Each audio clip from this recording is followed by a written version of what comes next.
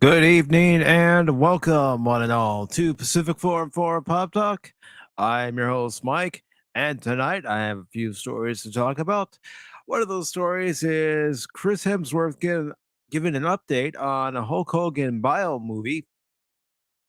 The next story will be about Top Gun Maverick crossing the $1 billion mark. Another story, we have a book to look forward to, novella based on the Orville. And the last story will be about Christian Bale's terms on returning to the role of Bruce Wayne, Batman. I do want to let everybody know that this will be going till 10 o'clock tonight, so I can give myself a break in between Pop Talk and then my live reaction to tonight's episode of The Orville, Tell Two Topas. However, I am still going to allow people to come on and chat and give their thoughts and opinions to the articles that we will be reading tonight. If we don't get through all the articles tonight, that's okay. That's why they're there down in the description below for everybody to read at their own leisure if they want to read the articles that I had planned. And so let's go ahead and go on with this episode and start off with an article from Deadline about a show that I quite frankly am enjoying right now. And that show is airing on both FX and Hulu every Thursday. And the name of that show is The Old Man with Jeff Bridges. It's a very good show. I've done reviews for episodes 1, 2, and 3 here on the channel. I'm enjoying the show. I'm enjoying Jeff Bridges' portrayal as the main character, Dan Chase, and finding as much information as we've been given so far about Dan Chase and Harold Harper, who is played by John Lithgow in the series. If you like spy thrillers, with a little bit of action, a little bit of suspense, a little bit of mystery, then this is definitely the series for you. I highly recommend folks check it out.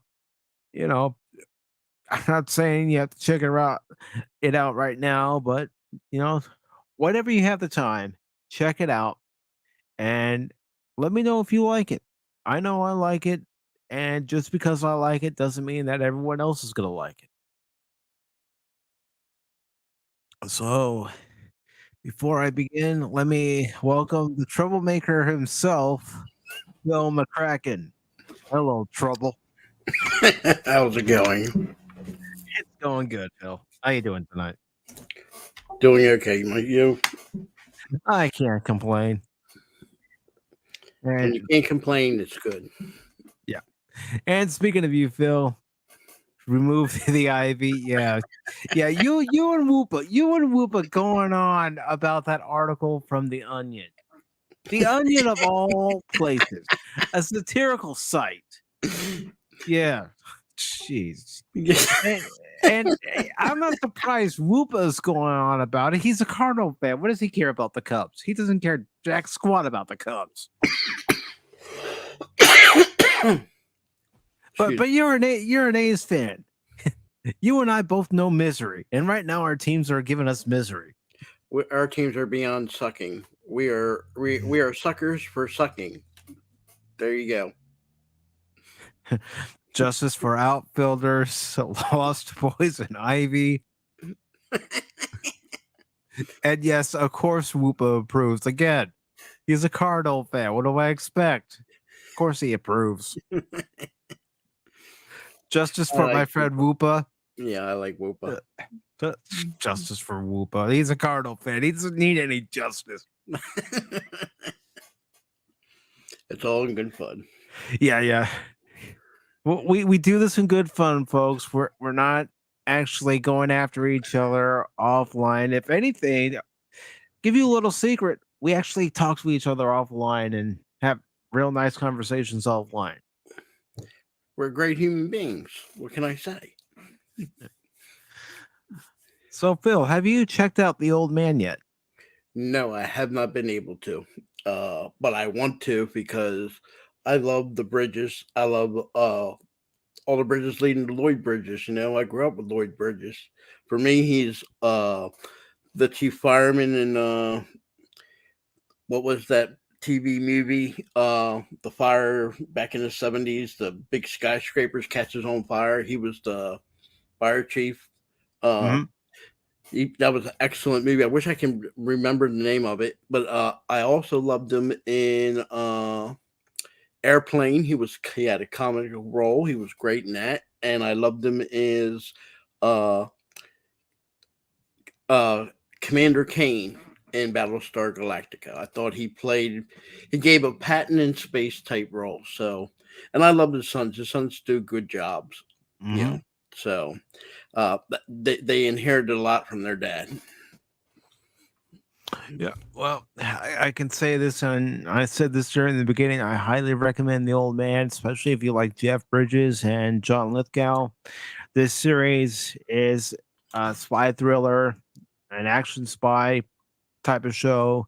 Granted, in some episodes it doesn't have action; it's more of a cat and mouse chase. But this is a great series, and I do highly recommend it. It's a show I wasn't really sure about when I first heard about it, and then I watched the trailer thinking, okay, I'll check this out. And from episode one, it got me hooked. So, you know, for anyone who says there's not good television out there, all you have to do is look for it and you can find it. It may not be obvious, but you can find it. You have to go through the weeds You to have to dig find. for it. You know, gold you don't find very rarely up on above the ground. You have to dig for it. So, Mhm. And real quick before I start reading the article, I do want to say hello to the Padawannabe who says, "Hey, Pop Talkers." And he also says, "I'll probably watch this weekend. I think my fiance will also enjoy it." Yeah. It's an enjoyable show. Now, it's not one of those shows I would show in front of the kids. No, it's not that kind of show. But it's definitely a very good show, one worth checking out. And this article from Deadline, it was posted on the 27th. It's by Peter White. And it says Jeff Bridges is staying off the grid after FX renewed The Old Man for a second season. The drama series, which also stars John Lithgow and Amy Brenneman, will be back for a sophomore run after a strong linear and digital debut. And it's that good. That's why it's doing good. I know that's putting it in simplistic terms, but it really is.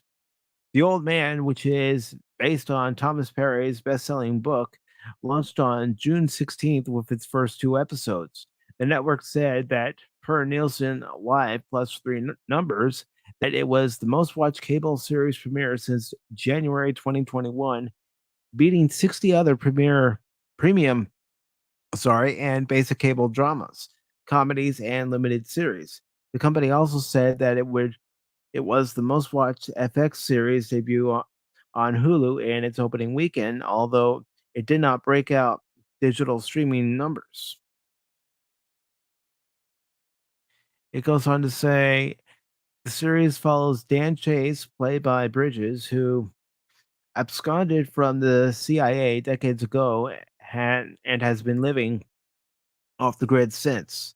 When an assassin arrives and tries to take out Chase, the old operative learns that to ensure his future, he must now reconcile his past. With Chase flushed out of hiding, the FBI's assistant director of counterintelligence, Harold Harper, played by Lithgow, is called on to hunt him down because of his complicated past with the rogue fugitive.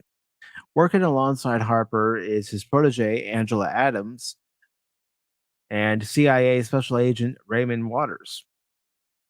When Chase proves to be more difficult to apprehend than authorities expected, Julian Carson, a highly trained special ops contractor, is sent to pursue him.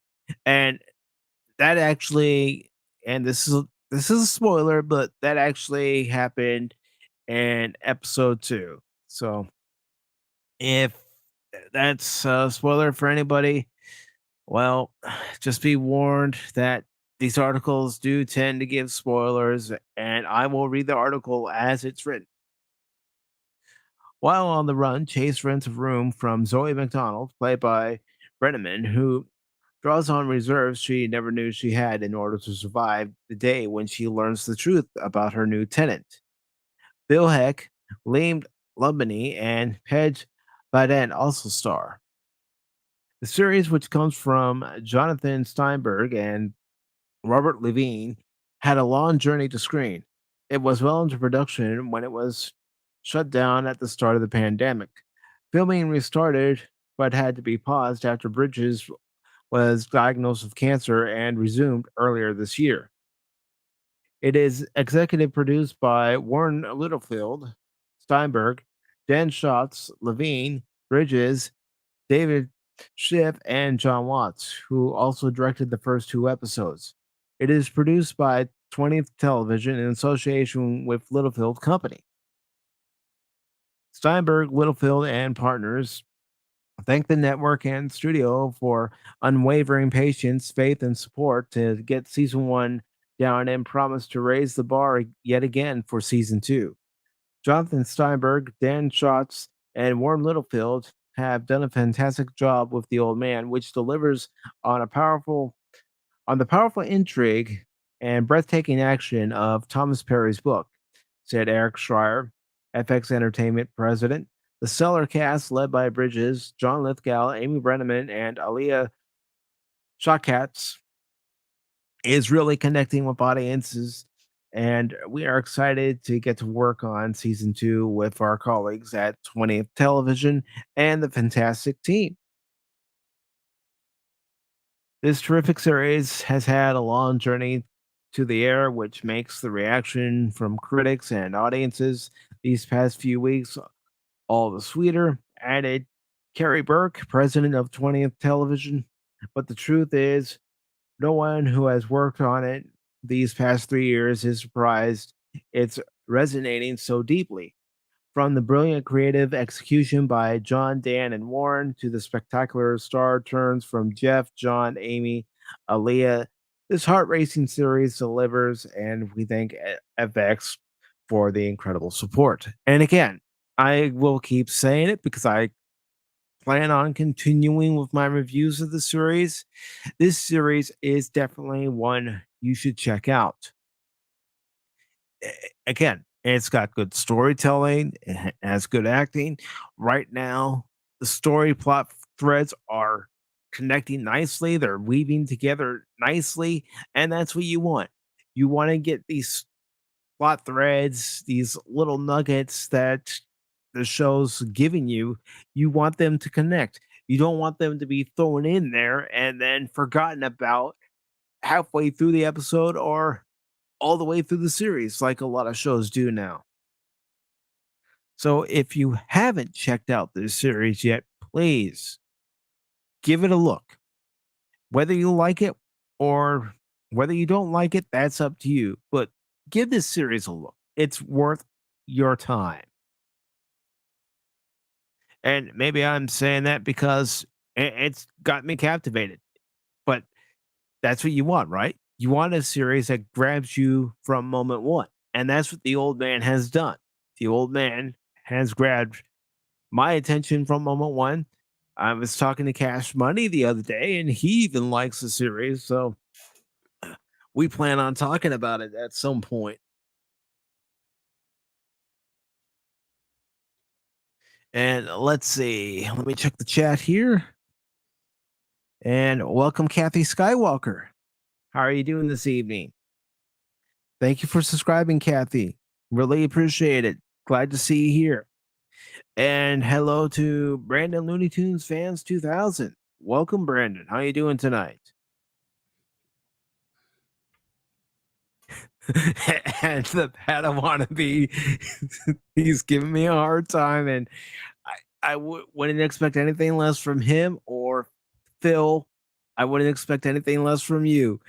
But the Padawannabe says, okay, geez, I'll watch. I said this weekend. I know, brother, I know.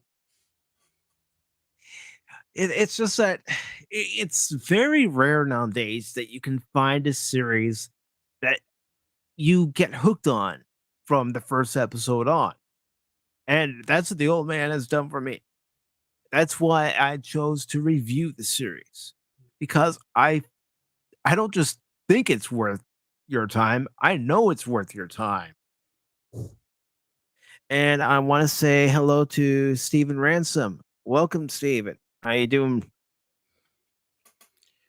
You know, when it comes to movies and TV shows, and being from the old school, and Mike, you're also old. I'm throwing you in there. Uh, our way of communicating back in the day was word of mouth. Mm-hmm. Watch this show called MASH. So your friends told you to watch MASH. You've seen your friends watch MASH. So then you start watching MASH. And lo and behold, you find a show that you like. And that happens a lot. Nowadays, you used to be able to do critics, and sometimes you can agree with them and sometimes not, even back in the day. But 9 times out of 10, it was always your friends or family or some close by, word of mouth. Oh, this show is awesome. You have to watch it. Or this mini series, The North and the South. I can't tell you how big of a mini series that was. And I can't tell you how many people were watching it, but it was very popular. Even leading up to it, people were like, the hype of word of mouth was big back in the day. We didn't have the internet, we didn't have, oh, this is coming. Sometimes it was like almost post-production before you knew a show was coming on. So when you hear somebody like Mike say this show is something to watch, that's going back, back into the 80s, saying, hey, this was something, that's how you got your information. Not for younger people, they have their places to go to find it and get their clicks and telling about it. But most of the time, word of mouth was the best way of doing it. So, kudos, because word of mouth is always that great. I go by word of mouth. We listened to a lot of people telling us back in the day not to watch the show. We wouldn't have made Willow a fandom. There's an example of a movie that didn't do good in the box office, but because word of mouth and pay TV, when I mean pay TV, your HBO, your Cinemaxes, it made Willow a hit. And sometimes some movies, that's what it took. Get out of the movie theaters, don't do well, go into the pay television and make their hit there. So, and don't forget, good old Siskel and Ebert. I remember as a kid, Star Wars, they thumbed all three of the original trilogy down. They didn't give it a good review. They gave, when George Lucas did the special editions, they gave that a thumbs up. But the original Star Wars, no, people didn't. Fans and word of mouth going, even Star Wars, Jaws, all these big hits and moneymakers of today. Back then it was like your friend come, oh, we just went to see Star Wars. You got to go see it. You have to go see it. Or we went to see Jaws. You have to go see it. So I'm old school. I like it the way Mike, you tell me. I go by you because I know you. And some of the things I like, you like. So I can say, if Mike says to go watch this to me, I'm going to go watch it. So. Well, I'll give you another example of a movie that didn't do well, and it had Jeff Bridges in it. And I'm not talking about Trump. I'm talking about The Big Lebowski. That didn't do well in theaters. It didn't do well, limited theaters, and when it got to pay TV, that became a. I know they got a fancy name for it now. They call it a fan hit kind of title type deal. But yeah, some of these movies that you see are classics. They weren't classics, and like as far as your blockbusters. And look at this way, even today, most of the movies that are in for up for Golden Globes, uh, Oscars, they're not necessarily blockbusters. There's a difference between a blockbuster and a critical acclaim movie. And nowadays, you have to be careful because they can buy that critical acclaim. Yeah. Disney goes out to buy the approval ratings. That's a fact. Some TV networks they do the same thing. And I'm sorry, but that's not the way to do it. The best way to do it is to have an audience, whether it's television or movies, watch your product, and then if they end up liking it, they tell their friends, and their friends tell their friends. You tell your grandparents about it, you tell your kids about it, depending on your kid's age, saying, "You've gotta go see this." I'm going to say this, and Mike, if you have to cut me. But I'm going to say this: I seen an episode of someone putting on YouTube uh, the dislikes Rotten Tomatoes of Obi-Wan. An hour after he did it, and I'm not mentioning the person's name, an hour after he put the video and put it on YouTube, he had to do another one because an hour later, it jumped positive to a positive score by 10 points. 10 points on Rotten Tomatoes. It was down and then it went up by 10 points. It goes to show you Disney, like I said, I'm nothing against the Rotten Tomato scores and all that. I don't trust it. The best way to trust it is listen to people that you know and you talk to, friends, family, whatever, someone that actually want to go see the movie. And then that's how you get the judgment. There's a lot of times, and I'll say this too, also on the other hand, that a movie becomes a blockbuster, and years later, it's like, wow, did I really like that movie? It, Yeah, it I've done that that. that happens, you know. I mean I've looked at movies that I thought were great at the time, and then I start watching them and I go, "What did I see in this movie? What was it about this movie at the time that, you know, I liked?" I'll give you an example, American Pie. At the time I saw it, I loved Yeah, it, but watching it years later, I'm thinking, "Why did I like it?" Well, it's easy to say why I like that because I was in my late teens, early 20s when that movie came out, so it appealed to me back then. yeah. You did just the appeal because you're older, wiser. I'm not saying you don't, your comedic comic has changed, but your relationship to that time, you're not going to be a teenager all your life. You know, there was a movie I remember going up to called Heavy Metal, the cartoon, Oh yeah, that and that that was that's still great. it was great. But I do not consider it as great as it was then when I see it to I see it today in 2022. Um, I wouldn't say it was uh the greatest animation or cartoon movie I ever saw. Back then, I would have said it's probably a top five. Today I would say maybe it's a top 15, but not a top five. Just changes. Things changes over time. The way you perceive things, the way you look at things. But Mhm. going by critics, going by what somebody else says, like I said, it's a different story when your friend or your neighbor or family member says, you need to go see this. Well, I heard this was bad. I saw the reviews and everything. And you're like, no, go see it. Trust your friend and your family more than you would trust somebody like a review off of Rotten Tomatoes. Yeah, even Kathy Skywalker brings up a good point here.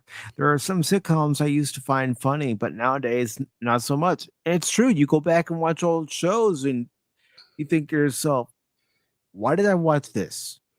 What about the show, especially if it was a sitcom? Hmm. What about it made it funny at the time that I don't find funny now?" Although I will admit, and I used to do this with my mom because she loved watching I Love Lucy reruns. And honestly, that show's still funny. No matter how many times you see the same episode over and over and over again, it's still funny.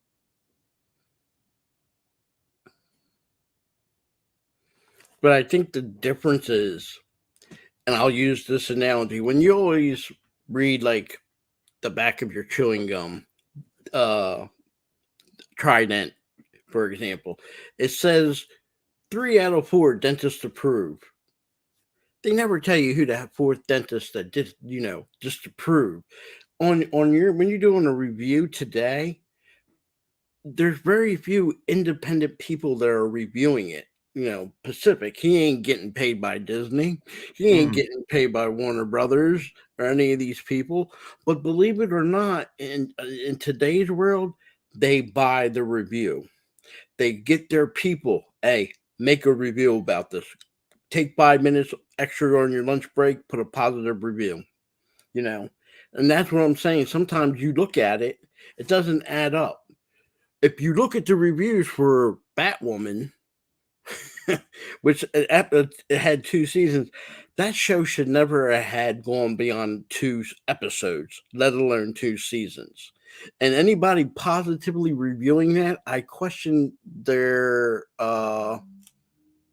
yeah. Just leave it at that. You know what I mean by that, Pacific? That show should never have 2 seasons. Oh no time. You can move that TV show back into the 70s. You can move it up into 2070. That show should never had 2 seasons, and the ratings proved it. Some people were giving it some of the best reviews, but if you watched an episode, it's worse than anything that can be created by a 5-year-old on YouTube. I couldn't even make through 20 minutes of that show. And it got 2 seasons. That's the scary thing.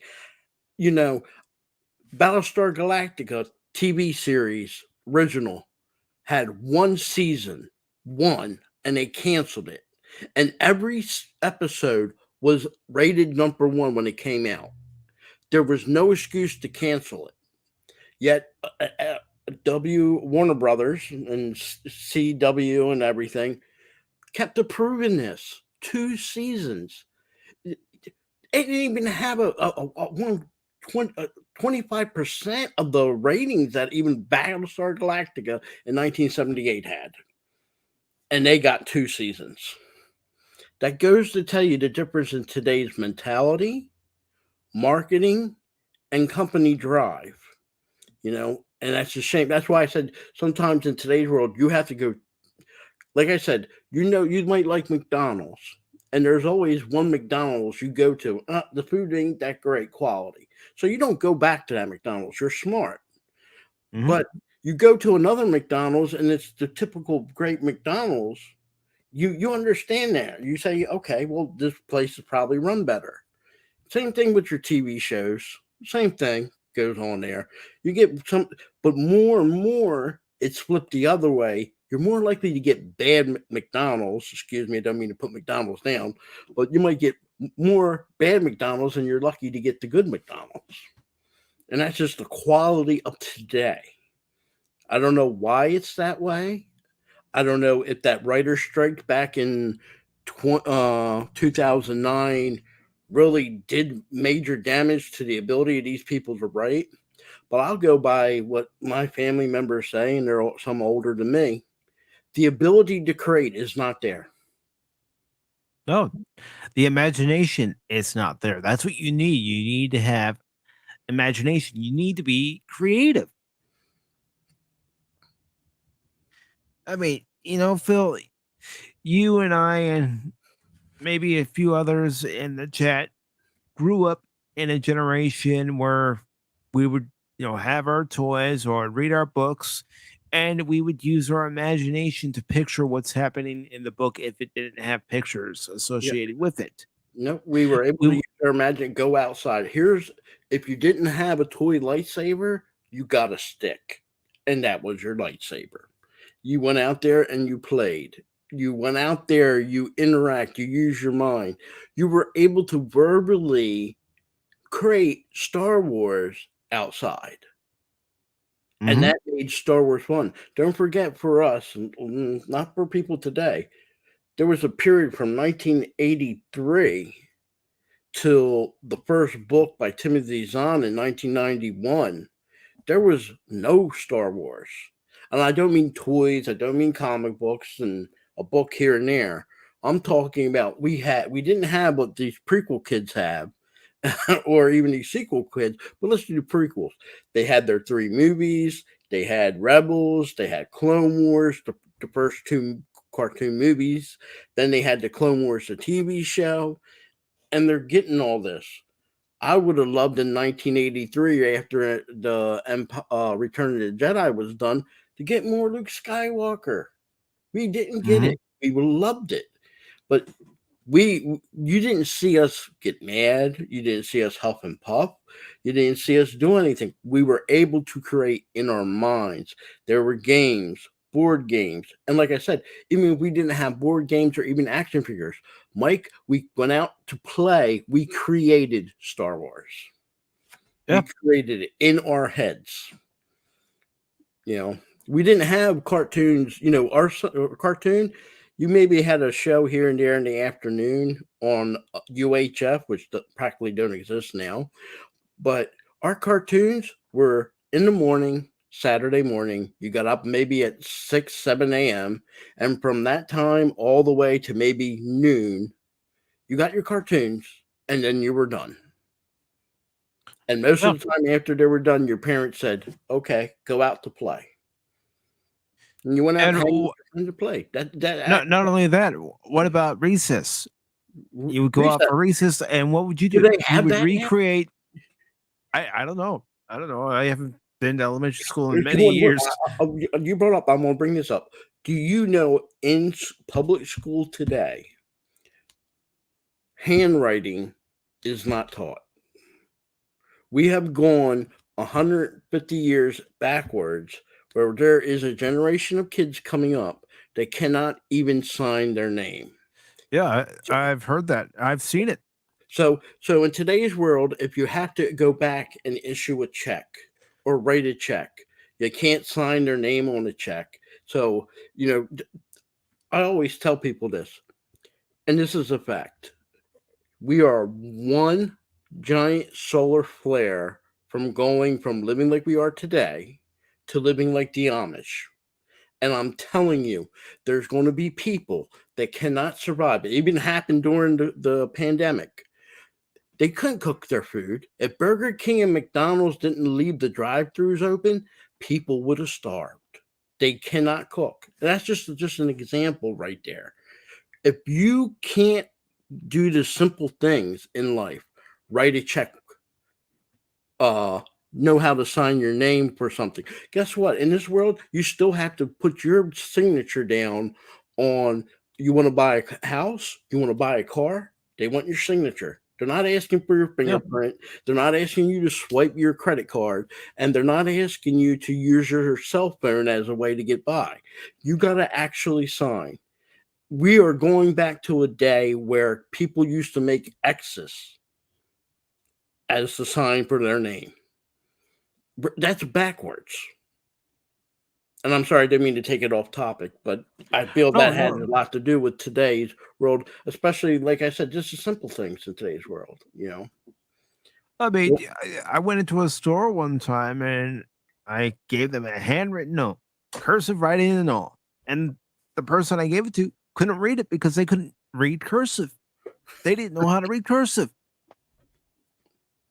You know, our goal from our parents and grandparents, because mostly, let's say, our grandparents and great grandparents grew up where after 8th grade, and sometimes even less than that, they were out of school. And it's not because they didn't want to continue on in school, they had to make a living.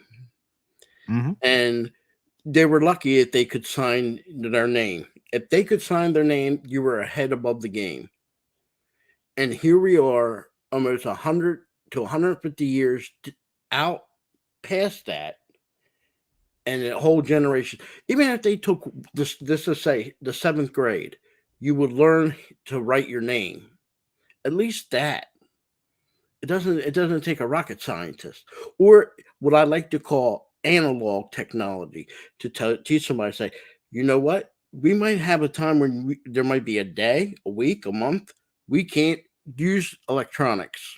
So to write and pay your bill, you have to do a check or come into your Mhm. bank and write a check. Do you think somebody's going to actually help you write a check? You better know how to do that. Your credit card might not be able to work.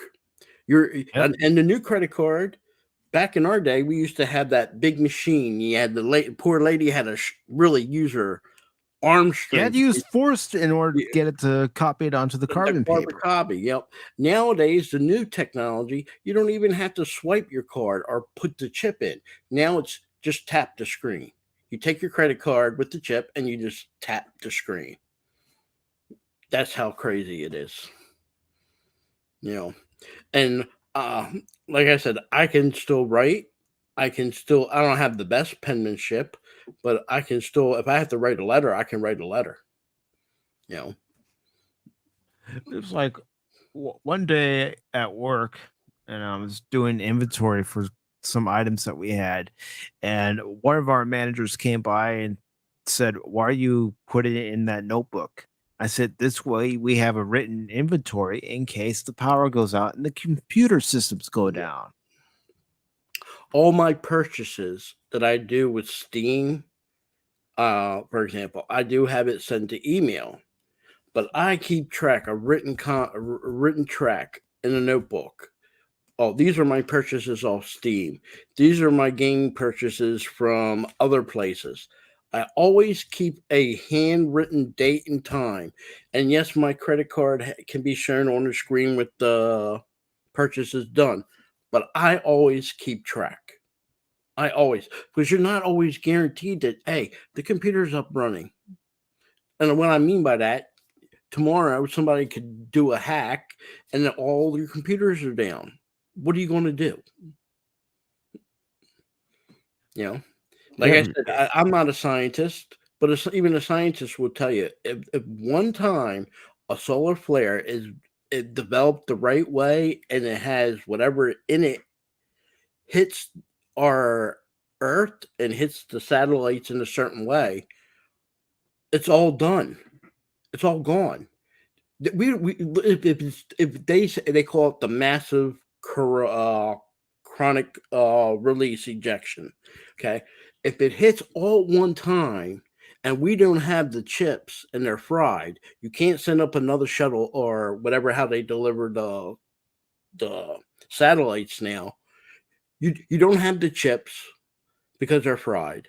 You don't have the rocket capability to launch it because it's also fried.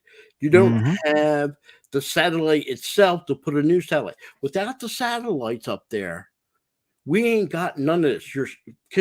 You're going backwards 40, 50 years. You're not having a cell phone. If you're not tied to the phone line with the house phone, and I know a lot of people don't even have a house phone nowadays, but if you don't have a house phone hardwired to the phone line, you're not getting a phone call. And excuse me, our cars today have a computer chip.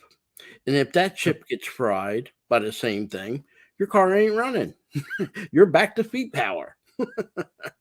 Or you're back to, you know, riding the bike if you're not using your feet to walk. There you go. I mean, I'm not trying to be negative about all this stuff, but it's always safe to be sorry. And there's, like I said, there was a difference. If our power went out when me and Mike were young, it didn't stop us from going out to play. But today's No, world, if that power went out, can you tell me if a kid that's used to playing on his computer and his laptop or his console, he ain't got power? What's he going to do? Does he have the ability to say, I'm going outside to play? No, because you want to know something? No kid today goes outside to play. I have grandkids. They don't go outside to play. You know? you know what you and I would do if the power went out now? Because I'm sure you have them. I know I have them. Kathy, you probably have them. Had a wannabe Gap Stargate, you probably have them. Stephen Ransom, anybody who's watching this now, anybody who watches this on the replay, we would grab an actual book And and read read the book. a comic or read. If it was too late and you couldn't go outside to play, that's what we had. Or we did it in the dark. We had, for boys, we had army men, action figures. Girls had dolls. You know, you like I said, there was ways to play, and even if you had brothers and sisters and you wanted to play on your own, you still were able to do it on your own. Today's world is, I'm gonna be online, I'm gonna play with my friend. I don't really call that playing. You know, the creativity of being able to run outside and play hide and go seek with your friends, playing kickball. Does anybody even play kickball anymore, Mike? I don't know. I haven't been in those circles for many of years. Yeah. I mean, I don't even see them outside. I'm in a neighborhood and there's about maybe 30 kids on average during the summertime. I hardly ever see them unless they're walking to Dairy Queen. That's it. Don't ever see them. Don't even see them ride a bike anymore. Going to the park. We have a park, basketball, tennis court. Nobody uses it. It just sits there. It's a shame. It is. And And I'm sorry if I took us off track, man. no, that's fine. It just goes to show the best time to grow up was prior to the internet. Yep. And the sad thing is, and this is another thing I noticed, my grandchildren, and myself, is a major disconnect. Different time, different age. There was not that big of a disconnect between me and elderly members of my family 30, 40 years ago. You know, were times different? Yes, but we could relate. Hey, they could teach you how to ride a bike. I could ride a bike. They could teach you to throw a baseball. You can throw a baseball. You see what I'm saying? There was not that huge disconnect. You know, your parents went out to play just like you went out to play when they were young. In today's world, how do you relate? How do you relate? I'll be honest, I can't relate with kids today. It's impossible.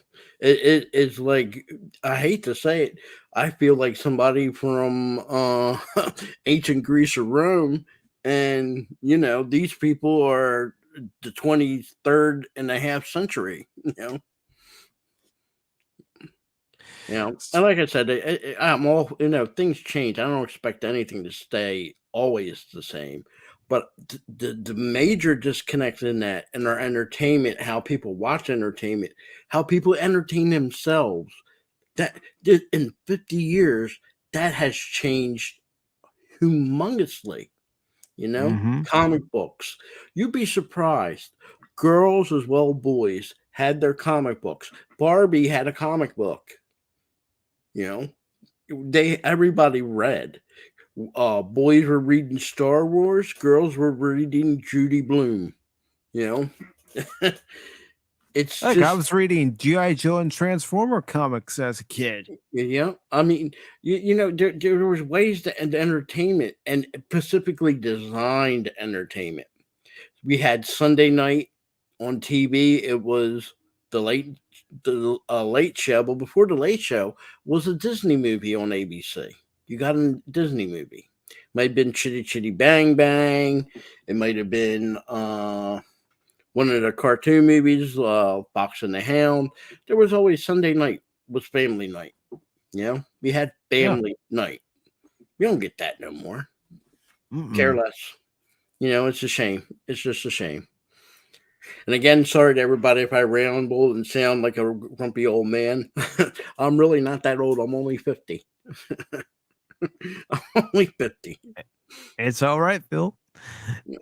This will give me an opportunity to go into the next story. And this next story, well, I'm going to play a soundbite real quick before I start reading it. I'm Hulk Hogan, the greatest wrestler of all time.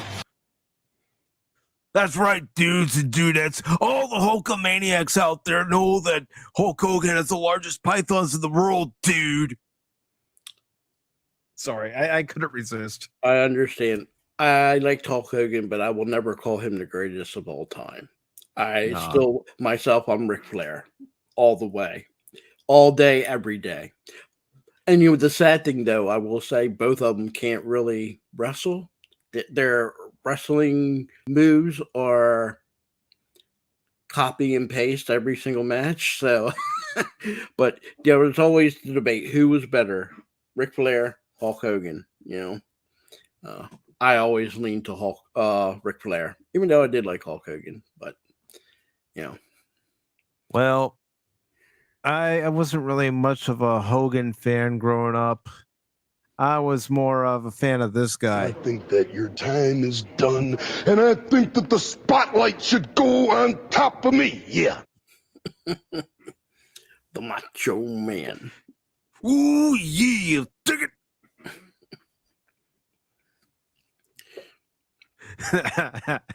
You see what Captain Phantom Nerd says in the chat? How much did you pay him, Mike? How much did you pay him?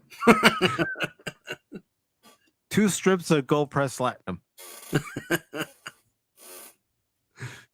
How you doing tonight, Captain? So this article here from MovieWeb says Chris Hemsworth offers update on Hulk Hogan biopic. Thor star Chris Hemsworth is still signed on to play Hulk Hogan in a biopic, but we might be a while before it actually happens, according to this article. Marvel star Chris Hemsworth is a busy man, with the actor set to return to the MCU with this year's Thor: Love and Thunder, play a scheming villain in Netflix's Spiderhead, reprise the role of action hero Tyler Rake in Extraction 2, and join the world of Mad Max in the upcoming prequel Furiosa. Despite giving audiences more Hemsworth than they know what to do with, many are mostly looking forward to the actor donning the iconic mustache of wrestling legend Hulk Hogan. That's right, dude. He's the greatest wrestler of all time, dude. The largest pythons in the world, especially at WrestleMania 3, when he lifted Andre the Giant over his head and slammed him on the mat. Dude. Sorry, I'll stop it. That'll be the last impression of Hulk Hogan for the night, I promise. Anyways, it goes on to say, well, speaking with comicbook.com, Hemsworth has provided an update on the upcoming biopic, and sadly, it sounds like we might be waiting for a while. Yeah, it goes on to say the Hulk Hogan biopic is due to be directed by Joker filmmaker Todd Phillips, and while not much has been officially revealed, the movie is expected to follow the Hulkster's rise through the wrestling ranks during the 1980s, likely covering the explosion of Hulkamania in the WWF during the Rock and Wrestling era. The movie is likely to feature portrayals of other legends of the sport, including the likes of Roddy Piper, King Kong Bundy, Andre the Giant, Randy Savage, the Ultimate Warrior, and Sergeant Slaughter. Sorry. If you didn't know, I was a big wrestling fan at one point, but now wrestling, like everything else, is stagnant and still boring and uninspiring. It's not very entertaining. This article goes on to say the Hulk Hogan project was first announced back in 2019 with Chris Hemsworth currently the only star attached. The writer behind the movie, John Polano, has provided some explanation as to why the Hulk Hogan story is a while away, as Chris Hemsworth put it, revealing last year that the pandemic has made shooting crowd scenes especially difficult. I'm really excited to see the movie, and hopefully, I don't know how COVID friendly that movie would be to shoot, because they got like 30,000 people in the crowds in some of these scenes. So hope eventually they get to make it. I can't wait to see it someday. Well, since all these companies love to use CGI, especially when it comes to creating extra people in the crowd, why don't they do it that way? While it remains unknown when or even if we will see Chris Hemsworth enter the ring as Hulk Hogan. The wrestling icon himself has praised the casting of the Thor star. My brother has okay. All right. I said it was gonna be the last one. I can't help it. But this is a quote from Hulk Hogan. You got to do it in the voice, dude. My brother has the Hogan pump on Jack. Looks like he could slam Andre, brother. The Hulkster said in response to an image of Hemsworth performing one of his patented workouts. Speaking of workouts, Hemsworth has teased the sheer level of preparation necessary to bring Hulk Hogan to life, saying that the role will require him to put on more size than he ever has before, even more than he put on for Thor. Not only that, the biopic will test Hemsworth's talents more than ever before and the acting department as well as the bench pressing one. And then there's this accent as well as the physicality and the attitude, he continued. I will also have to do a deep dive into the rabbit hole of the wrestling world, which I'm finally looking forward to doing. Chris Hemsworth will first reprise the role of Thor in Thor: Love and Thunder, which is due for release on July 8th, 2022, as part of Bates for the MCU. So, everybody, what's your thoughts on a Hulk Hogan biopic? Are you interested? Are you not interested? Another Yeah. biopic. Yeah. Biopics have become, I guess, what reality TV was for the last 20 years. Am I against a Hulk Hogan movie? No. But I'm like this. Do we really need a Hulk Hogan movie? Nah. No. I mean, the WWE done so many bios on wrestlers. You name it, they done it. I don't see the point in this. And let's be honest, there's a lot of biopics out there. Some questionable, not many of them very successful. So I don't. I'm iffy now on biopics. So I can understand where you're coming from with that, Phil. I mean, honestly, biopic and act. I mean, the latest one they had was Sounds of Gold. It was based upon Kiss, about their very first person that financed them, backed them up on their record company. Uh, Nothing. I mean, if you want to watch it, it's okay. But as like I'm let's just say biopics, I'm not really a fan of. I'm not just putting wrestlers into it. Uh, they do actors, they do musicians. The biopic to me right now in 2022 is the new thing now. You know, and here they already had talked. If you saw that when you were reading it, it said they have plans for 5 or 6 other biopics to come out.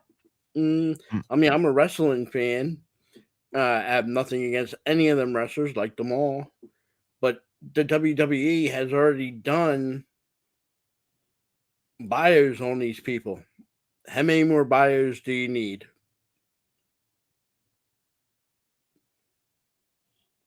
and the Pat Wannabe has a question.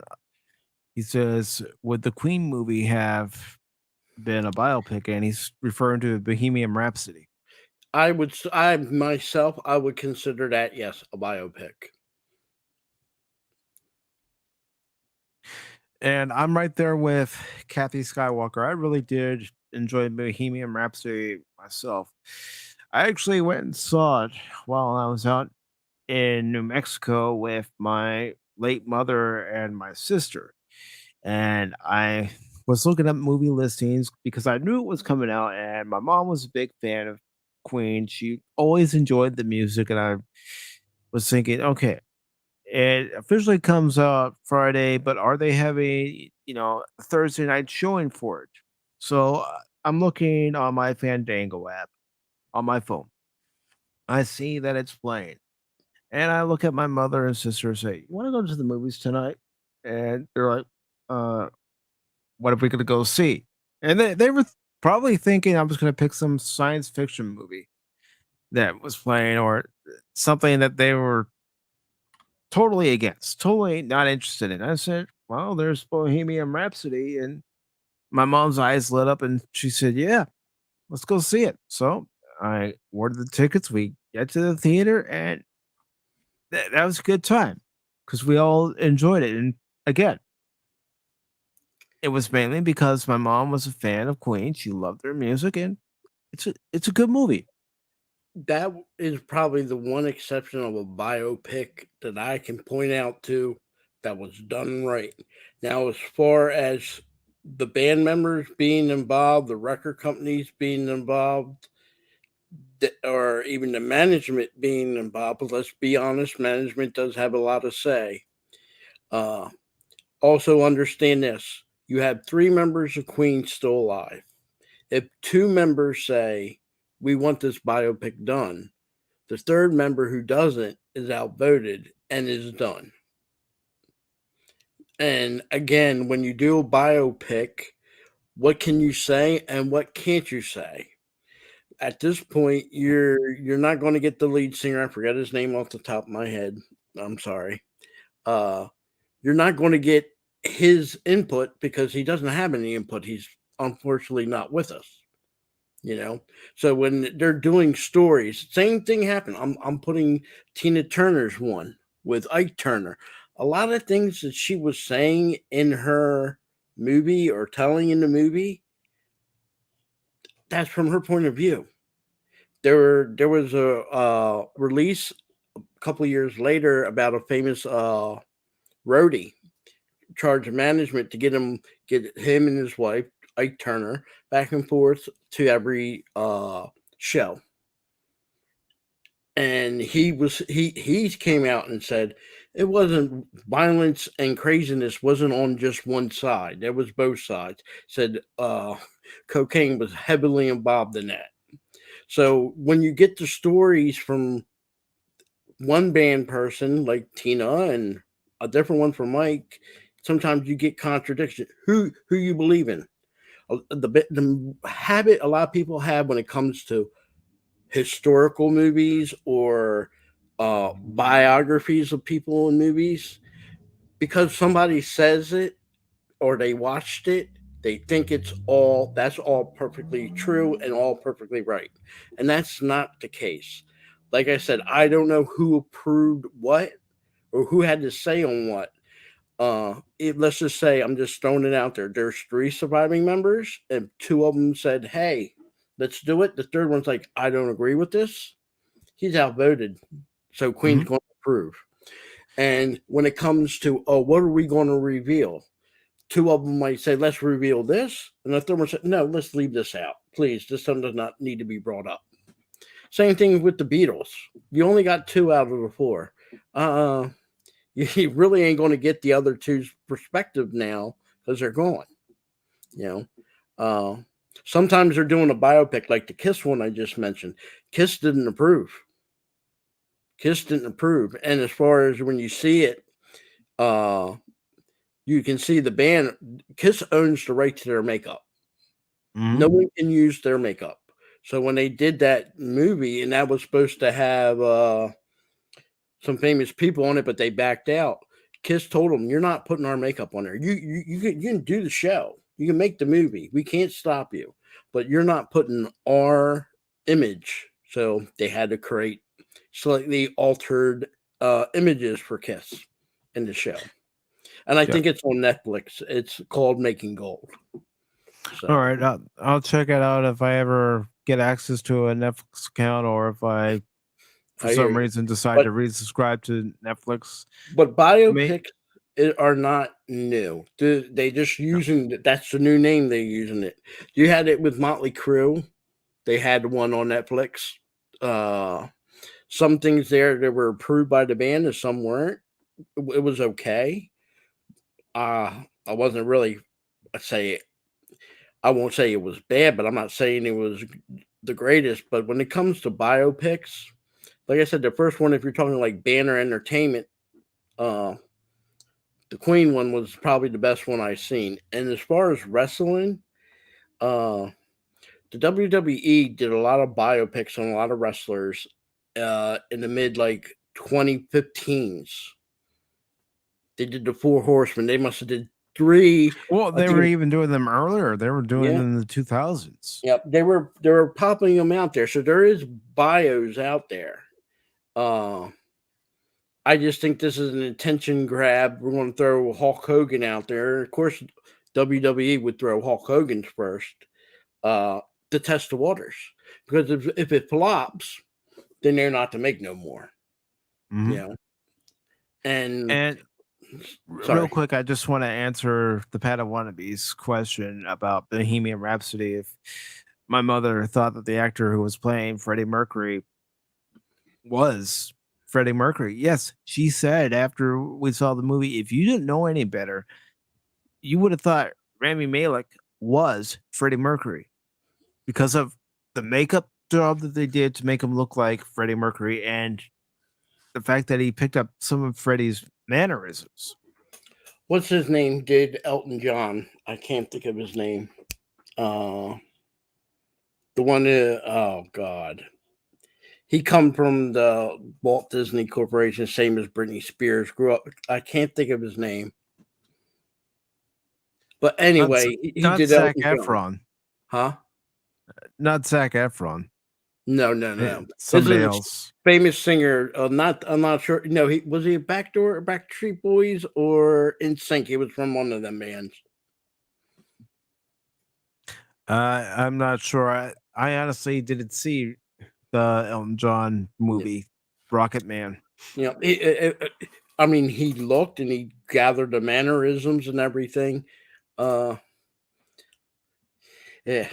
like I said, when it comes to biopics, what they used to call it, unapproved documentaries. A lot of times you'll get these documentaries of bands, wrestlers, fame, entertainment, and sometimes they're not approved at all. And that's the thing you have to realize. Sometimes when they get approval to make a movie, it's the unofficial release. And when it's unofficial, it has nothing tied to the band. Somebody is just pretty much doing a movie, basing it off the band without the band's approval. And sometimes for contract reasons, I hate to say this, sometimes a band can say yes, make a biopic or make a documentary, and their record company says no for whatever reason. Or it could be vice versa. The record company says yes, but the band says no. So sometimes the out for some of these people was the unofficial documentary. I'll get the name of it.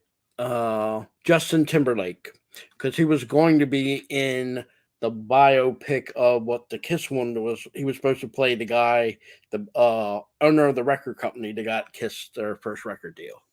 Mm-hmm. Yeah, it was Justin Timberlake. Okay. So how we forget his name really quick, huh? Well, I'm sorry, I didn't pay attention to Justin Timberlake and all those boy bands in the early 2000s. They were never my thing.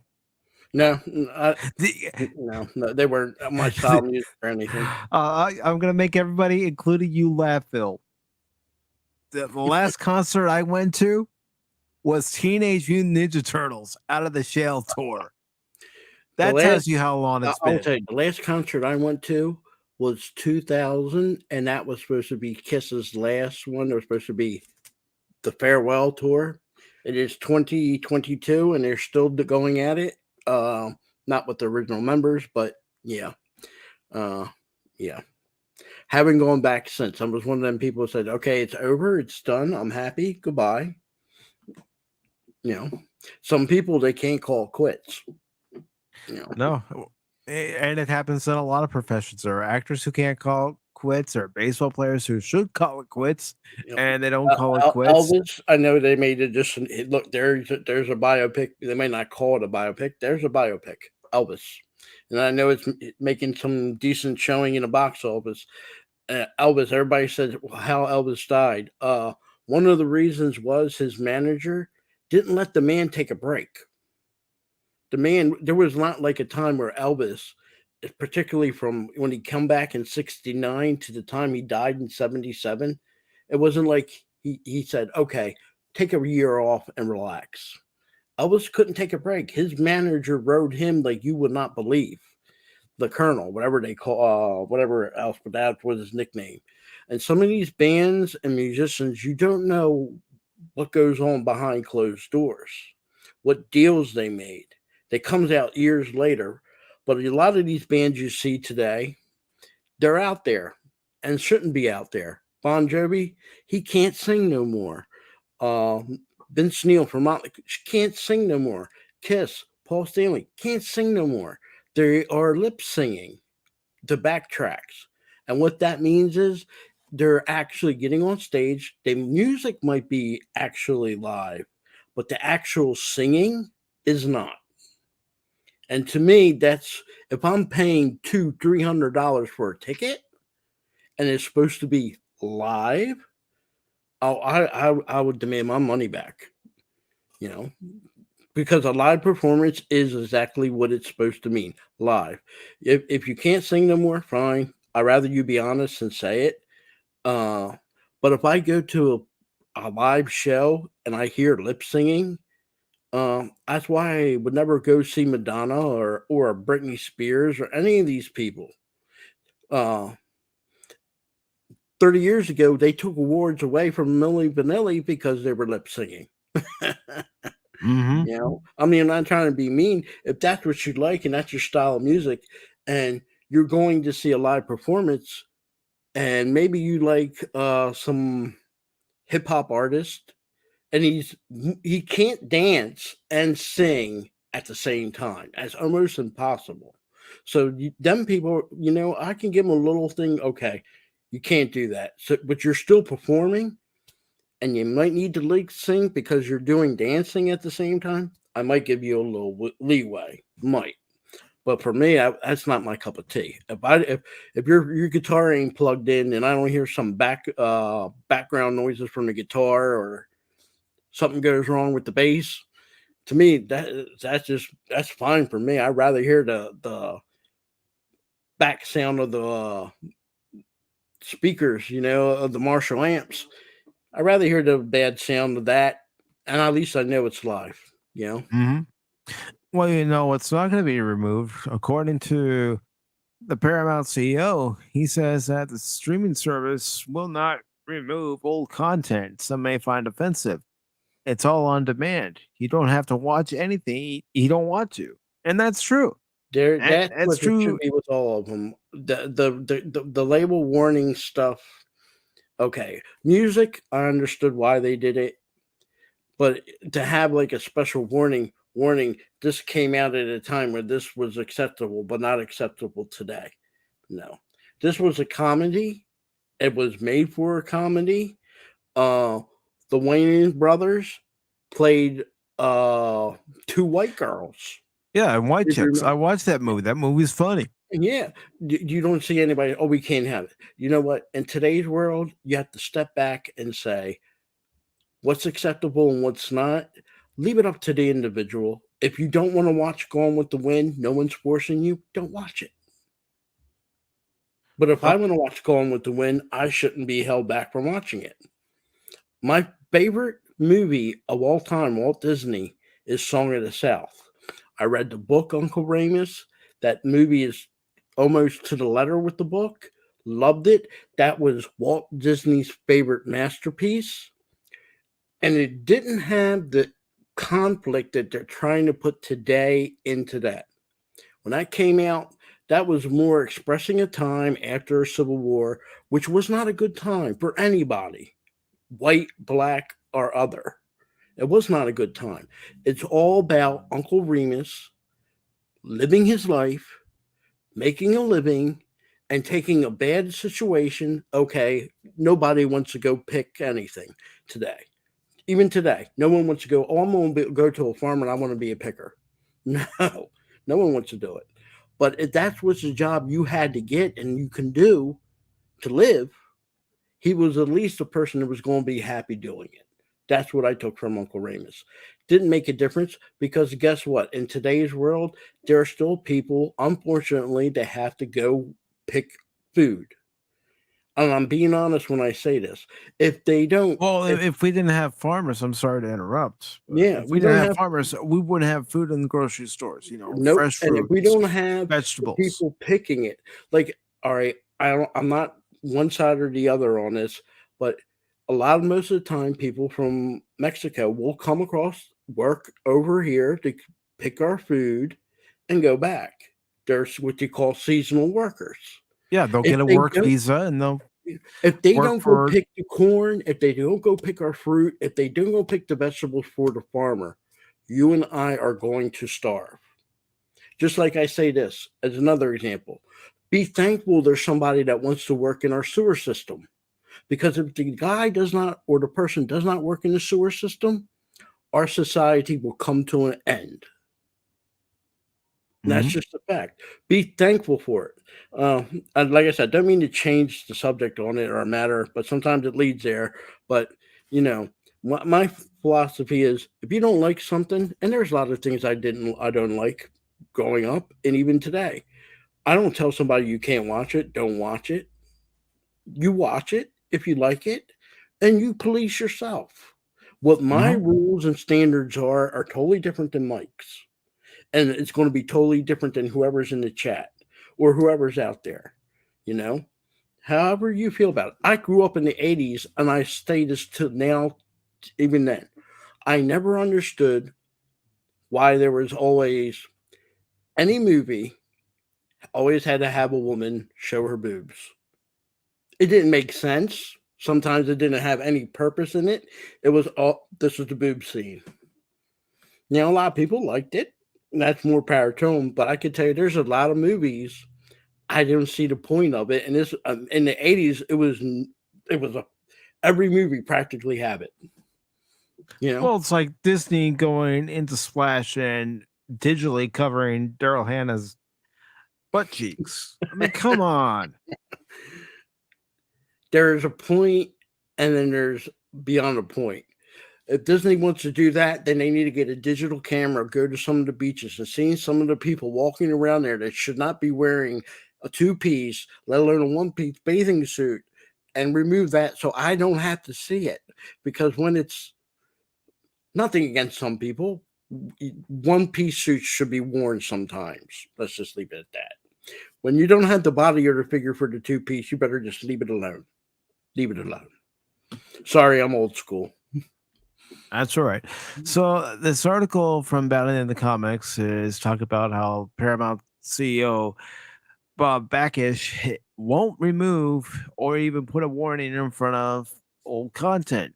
The article says, amidst the current media environment where major studios have taken to memory holding any production that has even the slightest chance of specifically offending the most overtly sensitive of modern sensibilities, Paramount CEO Bob Backett has made it clear that his company's Paramount Plus service will not be engaging in this practice.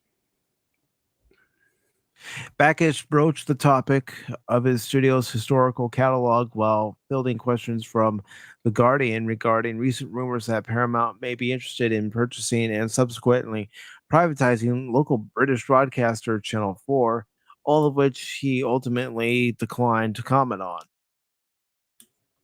By definition, you have some things that were made in a different time and reflect different sensibilities, he told the outlet. I don't believe in censoring art that was made historically. That's probably a mistake. And it goes on to say, addressing audience members who may at the time feel compelled to call for a given piece of content to be outright removed from availability, he added, it's all on demand. You don't have to watch anything you don't want to. Yeah, I'll give you a perfect example. You all know, especially those who have been with this channel for quite some time. You know I'm a Cub fan. You know I will tell you the good, the bad, and the ugly when it comes to the box score Cubs recaps. But right now, I'm choosing to do a recap once a week because of how the team's been playing. That's my choice. But I'm still going to give you the good, the bad, and the ugly when I do the recaps. Yes, a lot of the recaps lately have been put into YouTube Shorts. But don't worry.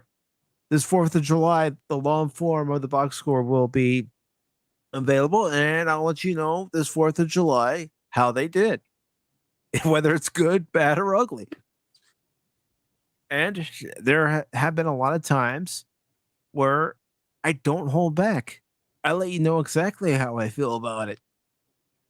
I won't always sugarcoat it. Like I said, And everybody has their thing, and I like that this Paramount guy is saying you can't whitewash history, nor can you edit it. You have to leave it alone. I mean, there's things about history. Look, history is what it is. It's history. You don't have to like it. You might not want to accept it, but it's there. When it comes to movies and things, yes, movies covered everything. It always has. It always will. You get the movie like Tombstone. Well, Tombstone was very showing of one side, the Arabs. Didn't show the Clanton side as being very nice people. But if you talk to the Clanton side, they'll tell you that, hey, this was going on and they were. My experience in life is takes two sides to fight. But when I watch a movie, it's entertainment, and I took Tombstone as entertainment. Now, if I want history of the fight of the OK Corral and everything, then I research on that. Documentaries sometimes, yes, but still remember, I like to try to find three. I'll pick three documentaries of the same thing, and then I listen to them three, and then I draw my conclusion. That way, at least I have something on there, one might say this, one might say that, and a third one might be in the middle most of the time. I'm sorry for laughing, Phil, but look at this comment from our good friend, the Nerd Boreal Lifeform. You got that so backwards in the Pearl. Yeah. I think you do that just to, he's trying to get me started. Look, and I'll just say this. There's the prime example. I love Star Trek V.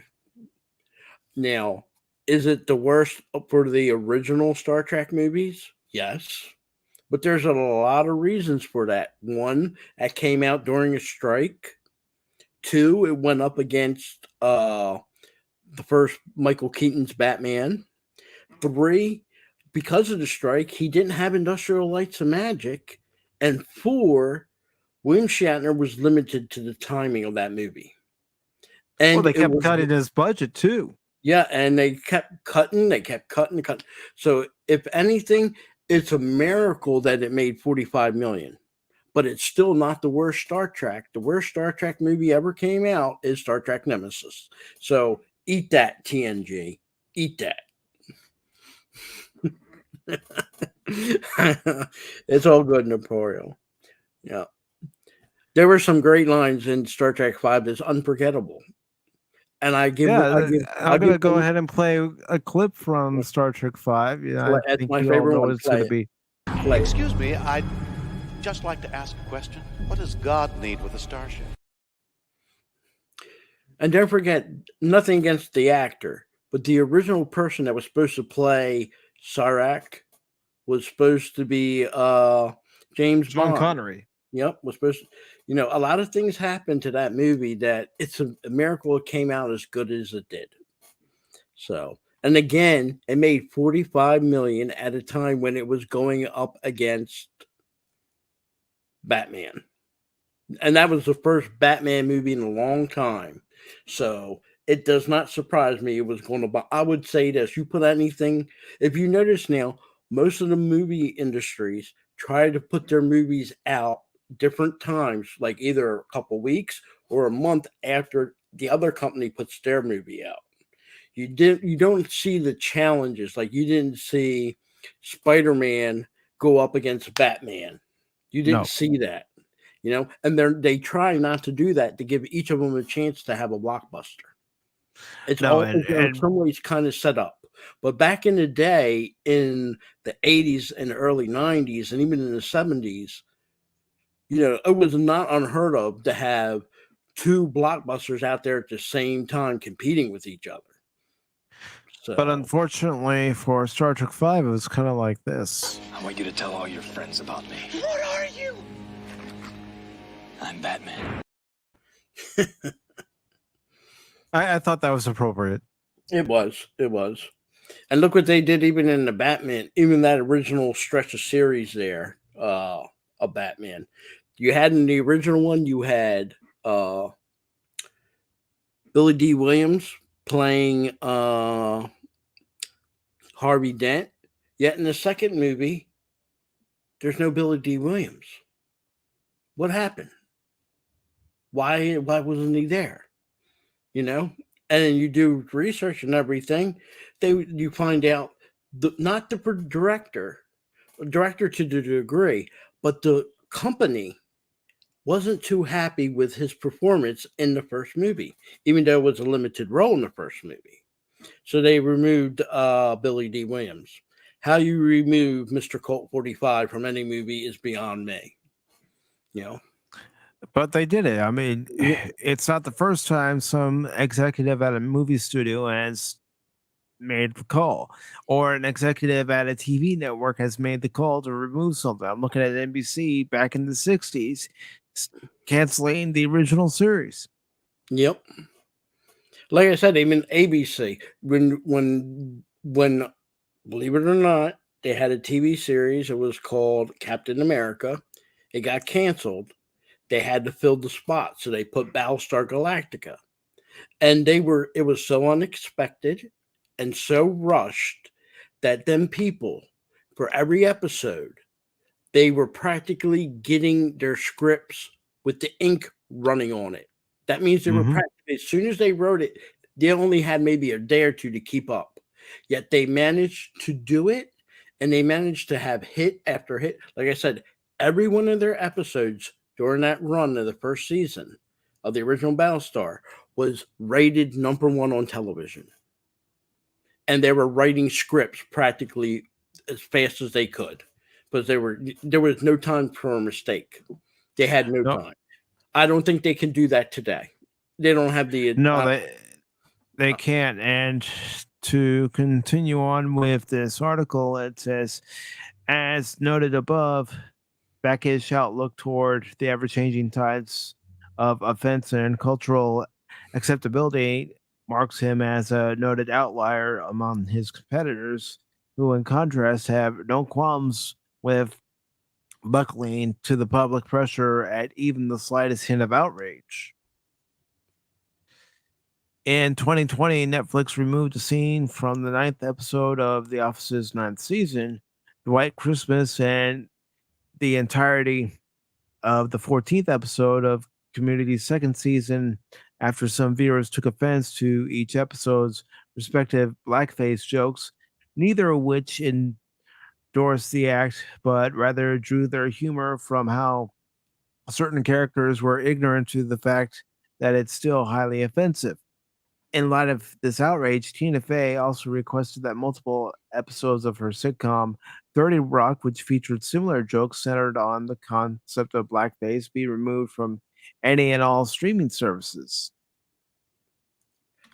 Later that same year, popular Cartoon Network programming block Adult Swim announced that they had permanently retired multiple episodes of across their various series, including the Aqua Team Hunger Force, Shake Like Me, in which Master Shake gradually begins to turn into a stereotypical black person after being bitten by a radioactive black man, and the Boondocks episode, the story of Jimmy Rebel, whose satire features a country singer singing highly racist lyrics. Interestingly, clips of the former still remain live on the official Adult Swim YouTube page.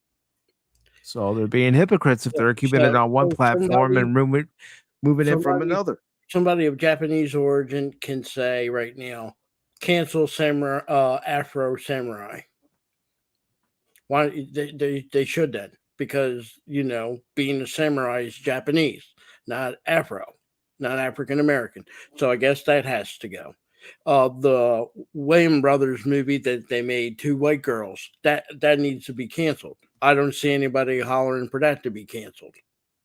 No, because Hollywood, like politicians, it's all hypocritical. Yep. And Hypocritical I nonsense. like the producer of, okay, let's go down to the next image.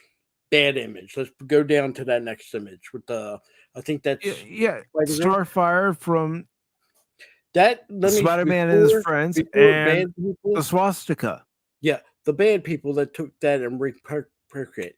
All right, first of all, in Germanic, that's a symbol of good luck. But they're not the only people that own that symbol. Buddhism, that is a symbol of their religion. People get buried with that symbol like you get buried with a cross. There's a big statue of Buddha in India, and on the middle of its forehead, it has swastika. I live in a state called Delaware. The biggest city is Wilmington.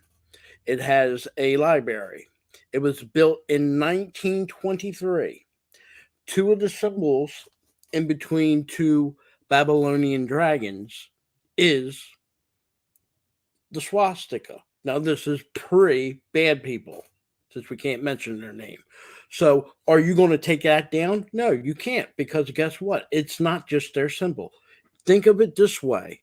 You have the yin and yang symbol. That's a Roman symbol. That can be dated back to 400 AD.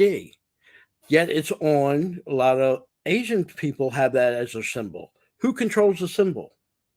And just because someone's evil, can you take that symbol and say, okay, that's forever going to represent that? No. It's you have to be able to decide what's appropriate and what is not. This appropriation, okay, if me taking that symbol, putting on a shirt, and going up to somebody who was at that time, that's inappropriate. But if some Buddhists come up with a chain and it has the symbol, and that's for their religious belief, just as much as my cross is for my belief, do I have the right to say he's a racist or an evil person and he needs to take it off? No. His religion and his faith and his people had that symbol way before bad people use it and inappropriated. If that's the best term.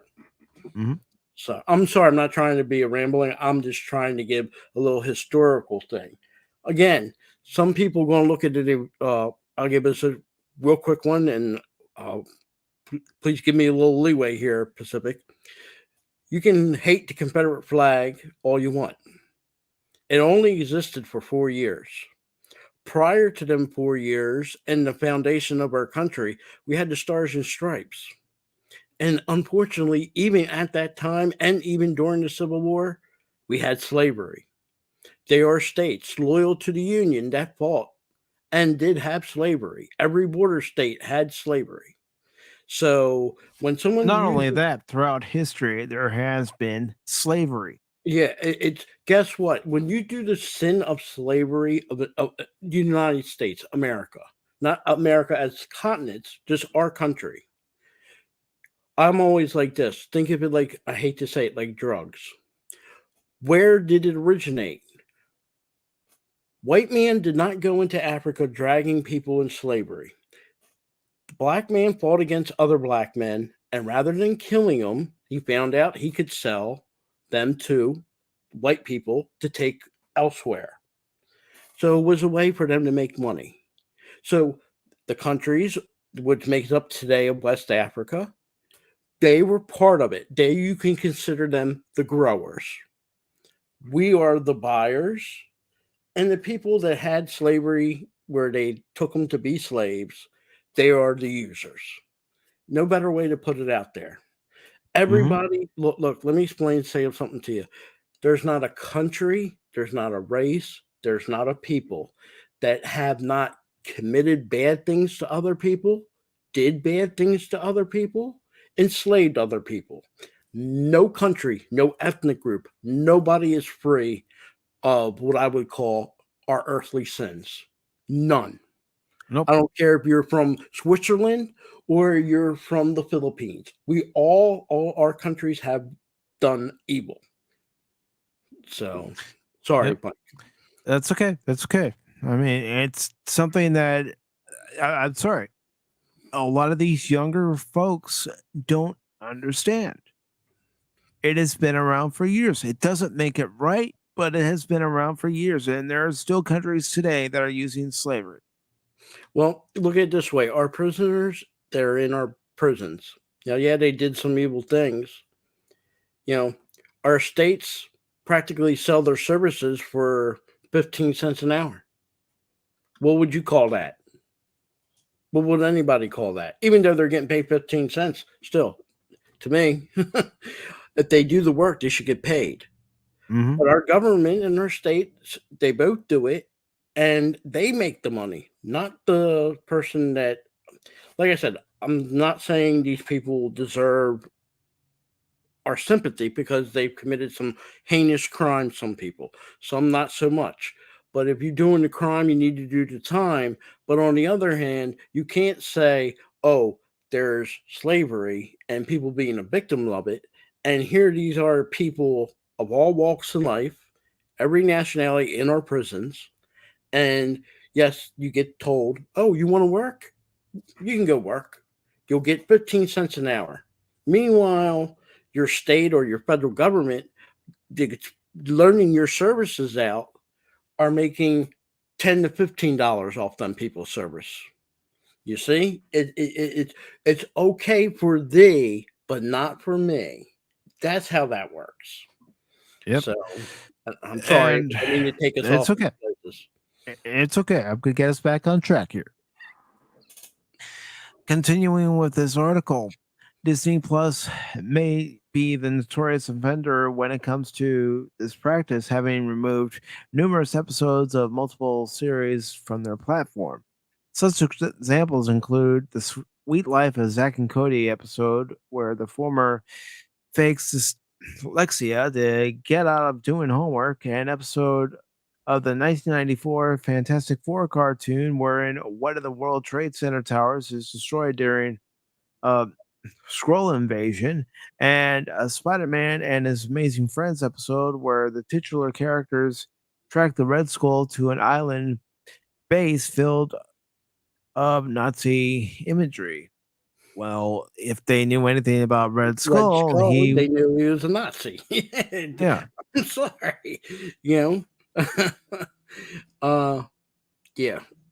I mean, look at it this way. We all seen Kiss. We all know Kiss.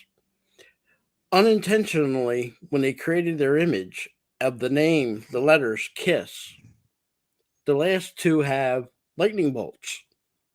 Unfortunately, them lightning bolts look awful darn close to the SS symbol of lightning bolts.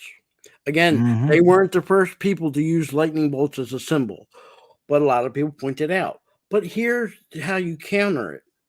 The two members that's still in the band and control the band are both Jewish. One is mother and father were survivors of the Holocaust.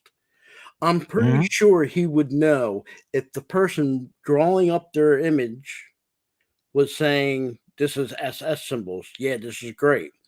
I'm pretty sure he'd be the first one to say, we can't use that. But even if you look right now on YouTube and you Google it and look at the image of KISS, KISS, it's lightning bolts, similar to the SS. Just Mhm. sometimes it happens, the imagery. It's not because they want to look like that. Sometimes people don't even pay attention to what they're doing. And I never found it offensive or anything.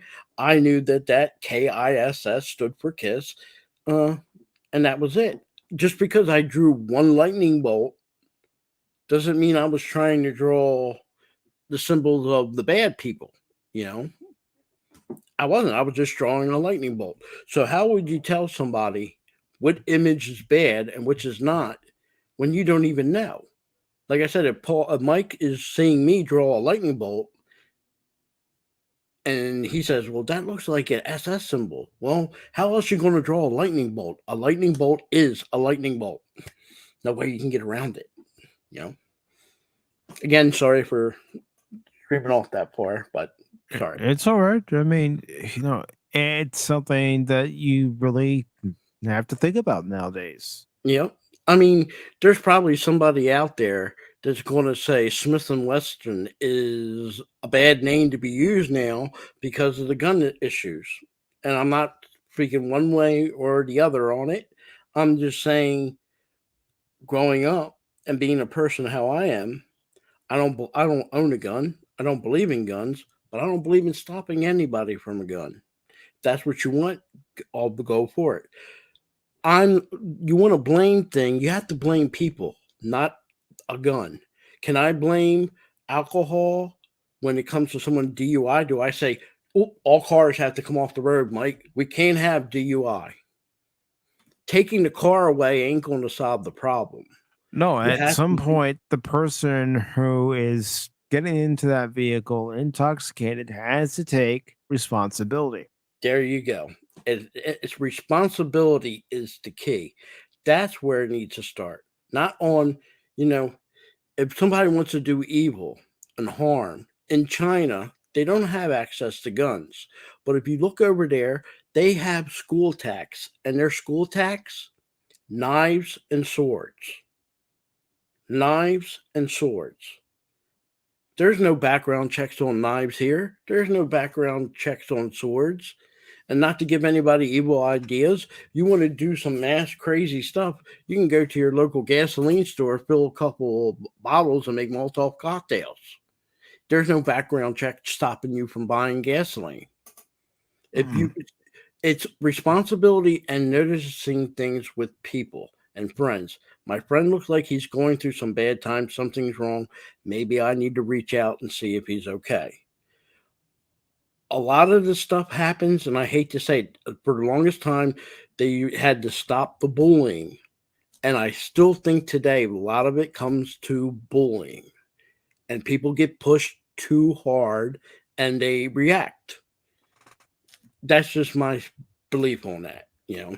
Bullying can do a lot of harm, which causes people to do harm. That's just the best way I can put things out. Yep. And I'd love to continue to talk about that, but we could do Another that day. another time. However, I do have an article here, and I'm sure all of you already know this, but Top Gun continues to soar, and it has reached the $1 billion worldwide mark. So, congratulations to Top Gun, to whoever is the production company. I don't know if that's Paramount or whoever. I think it was Skydance.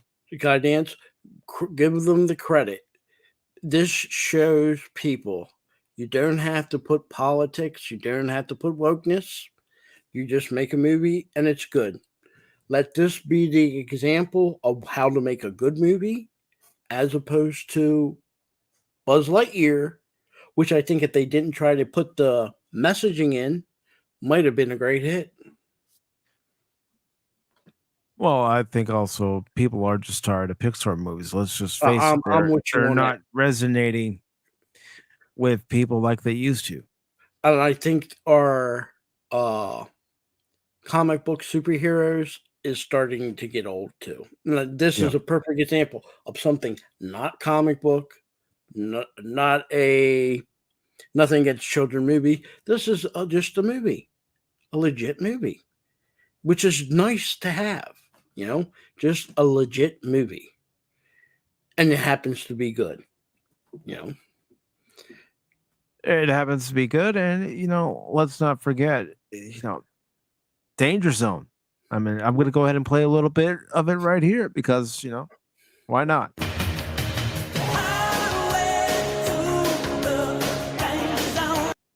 Music. A lot of people said music in the 80s made a lot of these movies. I want to say no. especially in Top Gun. You know what was bigger than the music? When anything that was seemed like to get to that pressure point, you heard that bell, the dong. When you heard that dong, even if you watched Top Gun over again, you knew something's going to happen. You knew something was going to happen. You didn't need the music. You just had to listen to that. I call it the animated bell. Every time you heard the bell, you knew there it was either going to be some type of action or some type of conflict that was going to happen. I love the bell. That bell, whoever came up with that idea for the bell, that was wonderful. That it was. And, Top Gun Maverick, it's worth seeing. I've seen it 2 times myself. And I'm sure there are people out there that have seen it more than 2 times. And the reason why? It doesn't preach to you. It just tells you a good story. And, Tom Cruise is still a major draw when it comes to the box office. He was the original choice for Iron Man. He's turned that down. Well, he may have turned it down, but it opened the door for Robert Downey Jr. to reignite his career. I mean, it happens to a lot of people. We wouldn't have Hayden Christensen if, what was his name, Mr. Titanic, didn't decide to turn George Lucas down. Leonardo DiCaprio. Yep. Sometimes what closes done, but people will say, well, why did he do something stupid like that? Sometimes these actors, let's just say, don't always get along with this movie company, that director, that producer, or another reason, maybe he wasn't too sure, because at that time, besides Batman, superhero movies weren't that popular. Just being honest. And if you went in there, there's a good chance it could tank your career. So I understand why he did it. I understand why he turned it down. But as far as Top Gun Maverick, this is a good thing.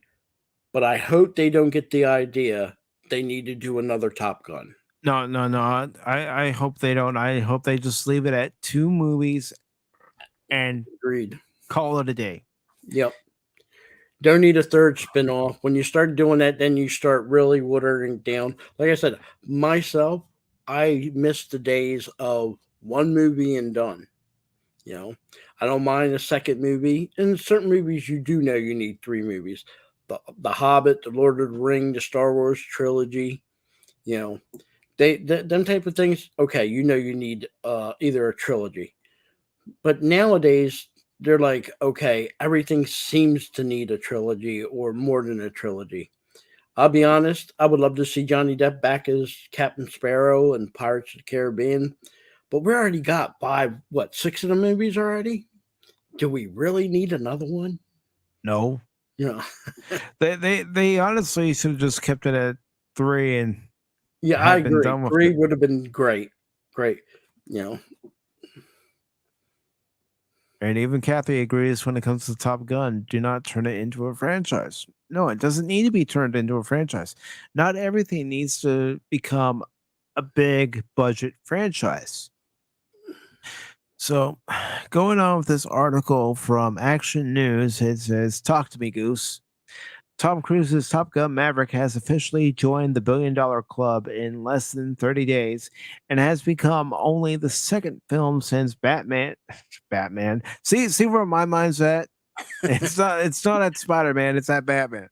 Since Spider-Man No Way Home to reach the milestone. It continues to say Paramount and Skydance's Top Gun Maverick has officially joined the $1 billion club, having grossed $1.006 billion in 31 days of release, 521.7 million domestic, 484.7 million foreign. It's now only the 2nd film behind Sony and Marvel Studios' Spider-Man No Way Home, 1.9 billion. Sorry, I was about to short it by saying million to reach that monumental figure since the start of the pandemic. The film was already the biggest hit of Tom Cruise's career, having previously surpassed Mission Impossible Fallout, and is now also the first film of his 40-year plus career to cross the $1 billion milestone, an absolutely remarkable accomplishment. Think about that. Think about that for just a moment. In his 40-year acting career as a major star, Top Gun Maverick is the first of his movies to cross the $1 billion mark. That's crazy. But for credit, and you have to remember this, he did blockbusters. Don't forget, he has done blockbuster movies. Just in today's money, if you would take some of his blockbusters, let's see, the vampire one with him and Brad Pitt, convert that money in today's money, I would say it's up there with him in Top Gun. You have to remember that. Always you have to look at today's standard of what money is worth and what he did in the past. Yes, today is $1 billion. Back then, making $700 million movie was probably what we are equivalent today to $1 billion movie. So, I like that they're trying to say about the $1 billion mark, but I wouldn't put in the future that it's the $2 billion or the $3 billion mark. You have to pump the money up. What they do is sometimes some places do. They translate the money from what was at their time to today's time, and then you see the difference. Like I said, it's all due to inflation. Yep, and the vampire movie. I mean, think about it. 5 years ago, you could got your gas for almost $1.99. Today, you're not getting gas for no $1.99. Nope. The inflation. Nope. And I'm not going to say anything more than no more than that. That's all. But I want to say this: Spider-Man: No Way Home. I am not giving that credit to Disney or to Marvel. I'm giving the credit to Sony. And the reason I'm saying the credit to Sony so far is pretty much like Paramount, has not gone identity. And I think they make sure to keep that out of Spider-Man. They have a say. Trust me if I say this. If Marvel or Disney says, oh, we want to put it in there, Sony's going to say no. So I give Sony more of the credit, You've seen what the other Marvel movies have been doing lately, and that's all we have to say about that. Yeah. I don't even want to talk about the Marvel movies. If you like the Marvel movies, I'm not going to hold it against you. It's just that I know, speaking for myself, I'm done with the Marvel movies. I'm done. I won't even Spider-Man. Don't even say Spider-Man: No Way Home was the last one I saw. I enjoyed it, but I'm done. I think a lot of people would say if we got a 5-year break from movies from Marvel, it would be a good thing. But they're going to milk this cow, and I'm sorry, there's going to be a collapse. I see Sony with their what part of Marvel they own and control. They have a realistic, you're not getting a Sony Marvel movie every year or every 2 years, 2 in a year. You can't. You're oversaturated. So, yeah. And like I said, don't even have to be even about the agenda and anything. Just there's so many Marvel. I mean, if you took Spider-Man: No Way Home out, they probably got 3 or 4 ready to go. Mm-hmm. I mean, that's true. Where you can only take so much as a person. You can only digest and absorb so much as a person before you say, I love hot dogs, but if you eat hot dogs 2 weeks straight, you ain't going to want to have hot dogs for a long time. Just saying. Ear candy, eye candy is the same way. Yep. And continuing on with this article, it says thanks to universal critical acclaim and a thunderous response from global audiences, both young and old, Maverick has enjoyed some of the strongest holds the industry has ever seen, reminding Hollywood and the world at large that Tom Cruise is a superstar with no equal. The Joseph and here I go again. I need to clear my throat. Just say The Joseph. Joseph Kaczynski, there we go. Got it that time. Directed blockbuster is expected to tie for first this weekend with Tom Hanks' Elvis, 30.5 million, but it should be a photo finish. And don't be surprised if Cruise ends up winning the battle of Toms, even in the film's fifth weekend. Universal's Jurassic World Dominion, winner of the last two weekends, will dip to third, but it's still performing well and has now surpassed 300 million domestic and will cross 750 million worldwide by the end of the weekend, possibly on its way to its own $1 billion summer.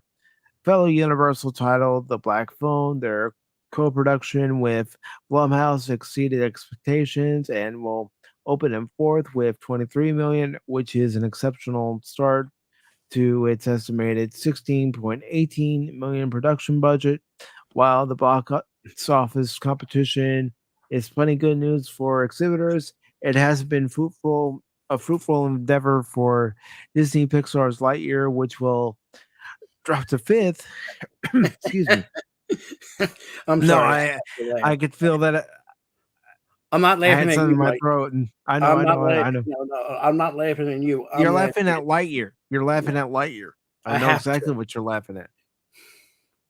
Which will drop to fifth with 17 million stateside, and its worldwide haul now stands at approximately 152.4 million.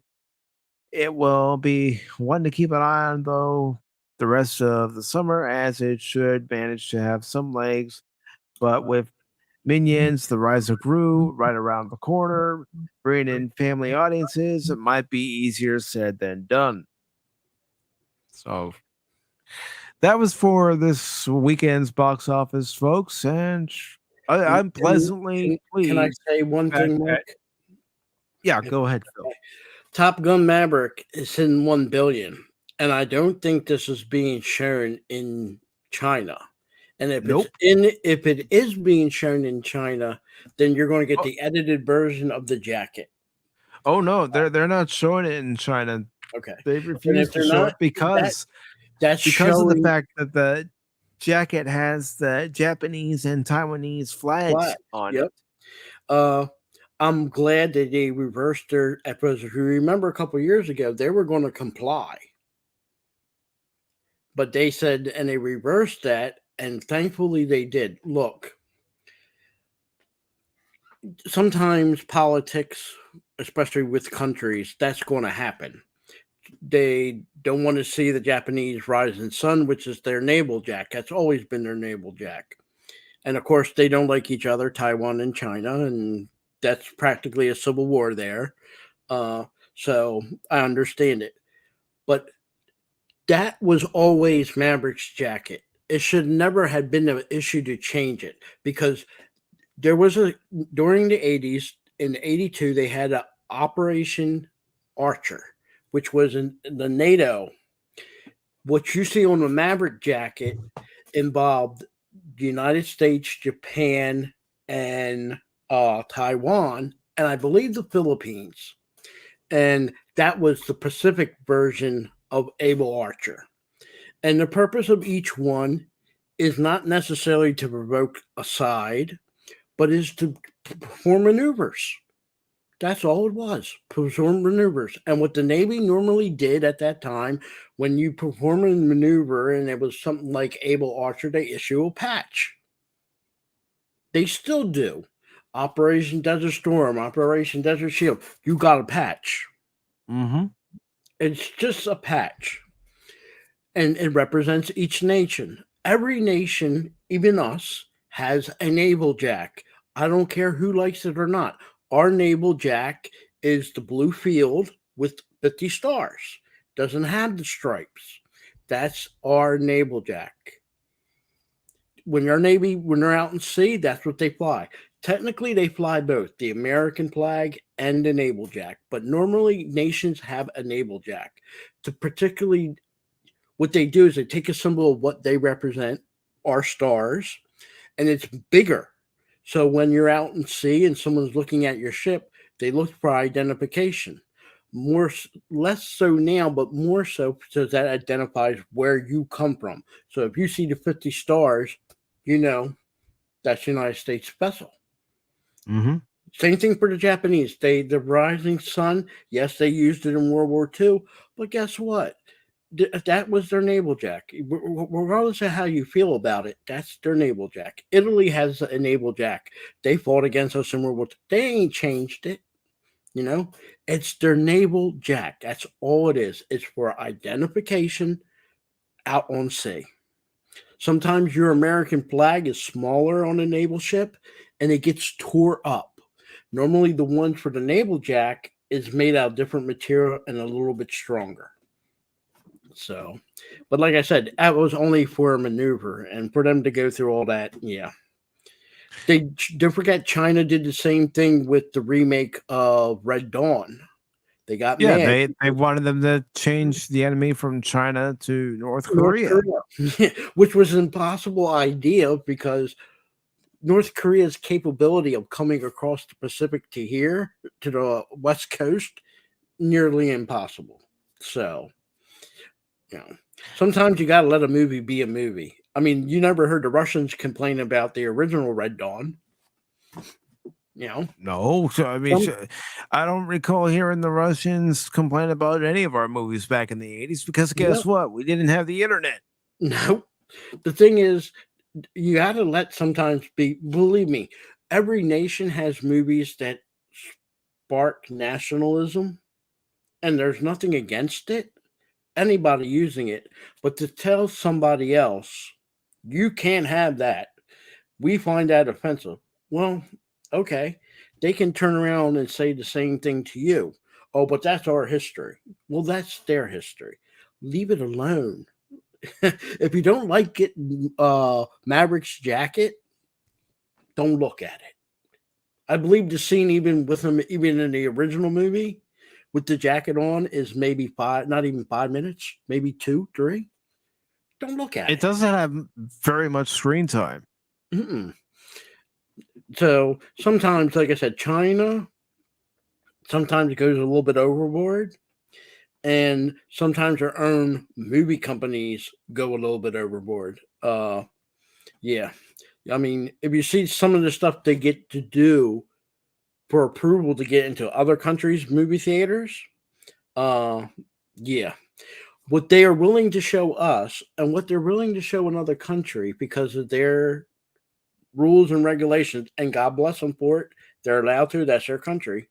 You should try to make something, maybe take the controversy out, and maybe you'll have a movie that can go anywhere. But when you try to put stuff in, and I don't think the jacket is an issue, but when you try to put stuff in that the Buzz Lightyear, you know that you might as well forget about any Middle Eastern country ever putting it out there. You already know it. You already know it. And some people in some other countries like China, they don't want that. And that's their choice. China can regulate and accept what they want to accept. So I give them credit. At least they're not scared to say they don't want it. So how everybody else feels about it, that's a total different story. So yeah. Sorry if I went off a little bit there, but I just thought I'd bring up about the jacket. And, I'm glad that the company did do the right thing, because if you're looking at Maverick's jacket, you want to see the same symbol and everything he had in the original. That's all. Yeah, that's very true. You want consistency, and that's all we're asking for. Is consistency, whether it's a movie or a TV show. Be consistent with your writing, with your storytelling. I mean, if they ever doing something like YouTube, it's trying to be consistent. Trying to have Pop Talk every Wednesday at 8 p.m. Eastern, so people know, or having the Sunday morning edition at 11 a.m. Eastern every Sunday. It's trying to be consistent. Will I be able to keep doing it on Wednesdays and Sundays? There's probably going to be a time where I'm going to have to change the days because other things are coming up. And you're But human. for You have now, things that are going to come up here. So I don't think anybody will be really upset if you moved it on 1 week. You had to move it to a Thursday, or hate not to say not to happen, but if it happened, you have to skip a week. You have to do what you have to do, brother. You got a life, mhm, you know. yeah. You know. But for me, I can say this as a fan of your show. Yeah, whenever I see it pop up, if I can't stay, I'll at least come in your channel, hit the like button, and leave a message for you. And if I And I can stay, appreciate that. that's why I'm here, man. You're my friend. And like I said, there's other people I do go out there for. And I'll be honest, there's some people lately I need to avoid because, like I told Paul, and I'll tell you, you're not an echo chamber. And I'm thankful for it. I will always tell you, I'm not 100% right in everything. And I don't want everybody to agree with me. If you disagree, that's fine. We all get along. When everybody starts being an echo chamber, it just everything goes boring. You know, Mhm. everything just goes boring. Believe it or not, if you like chocolate and I like vanilla, and somebody in chat likes strawberry, we all love ice cream. We may not like the same flavors, but we all like ice cream. And another thing, do I think that everybody who watches Pop Talk or any of my, live streams will be able to show up each and every time I have a live stream?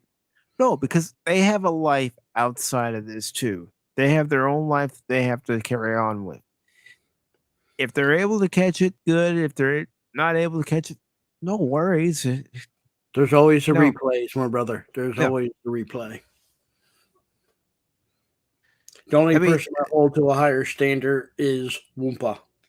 Where is my I mean, brother Wumpa? I don't know. He might be streaming because it is Whoopa Wednesday after all. Oh, yes, that's right. Wumpa Wednesday.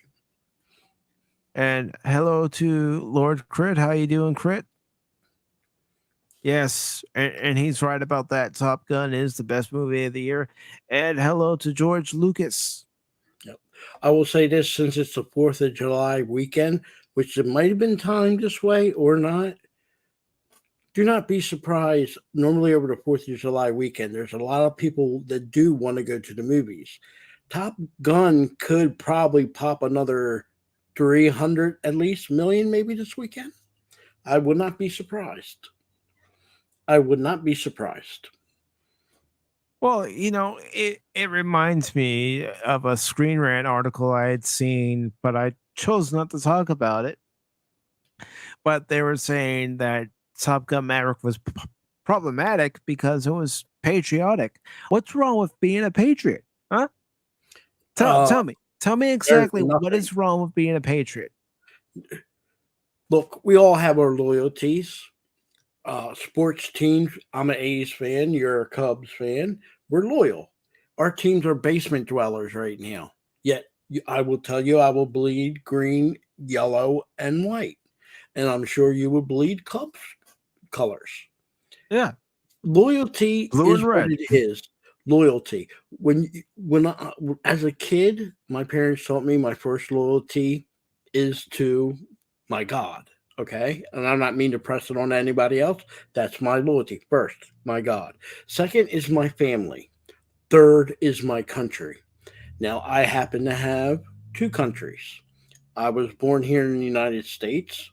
My mom is from Italy. My dad, his parents were from Italy. But thanks to my mom, technically, I have a citizenship if I ever want to claim it with Italy. And I adore both countries. But I was born here. This is my country. And my loyalty is to this country. And I will wave my American flag. I will celebrate the 4th of July. And if somebody does not like it, that's their prerogative. And if they come up to me and they voice their opinion, I will give an opinion back. You might not like it here. You might disagree with things going on here, but there's nothing better outside of this country. And if you doubt these words, remember what happened to my man that played what's his name? Wesley Snipes. Wesley Snipes got busted for failure to pay taxes. And he actually left the country, was wanted. He went to an African country. And after a couple months, he said to himself, and he announced it, I'm coming back. I'm going to pay my taxes and do my time. And they asked him once he got over here, and it was before he went to jail, why did he, give up staying over there in Africa? And he was honest about it. He said, it's better to be in prison in the United States than to be free over there in Africa because it's crazy over there. I didn't say it. He said it. I wasn't there. He was. But it's a proof to anybody. I can tell you this. Anybody that leaves this country and you go to another country, even to visit, it's nice to do. But I can guarantee you, 9 times out of 10, you're not going to want to live there. That's just my opinion and how I see things. That's like that saying goes. It's a nice place to visit, but I wouldn't want to live there. Yeah. And I want to say this. I've been to 38 out of 50 states.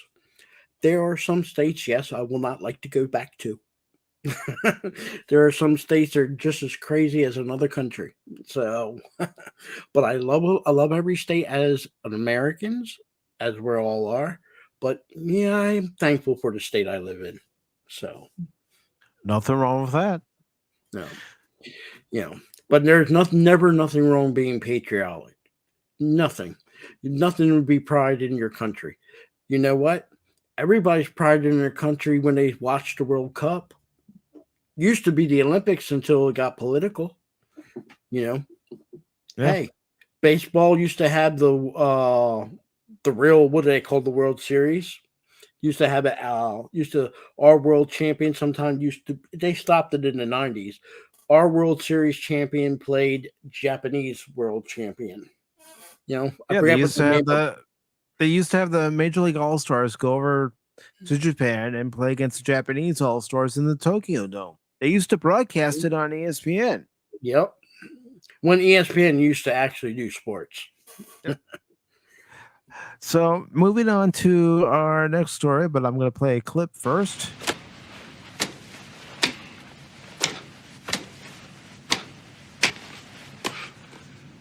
So what, does this just go on until somebody... Let's go!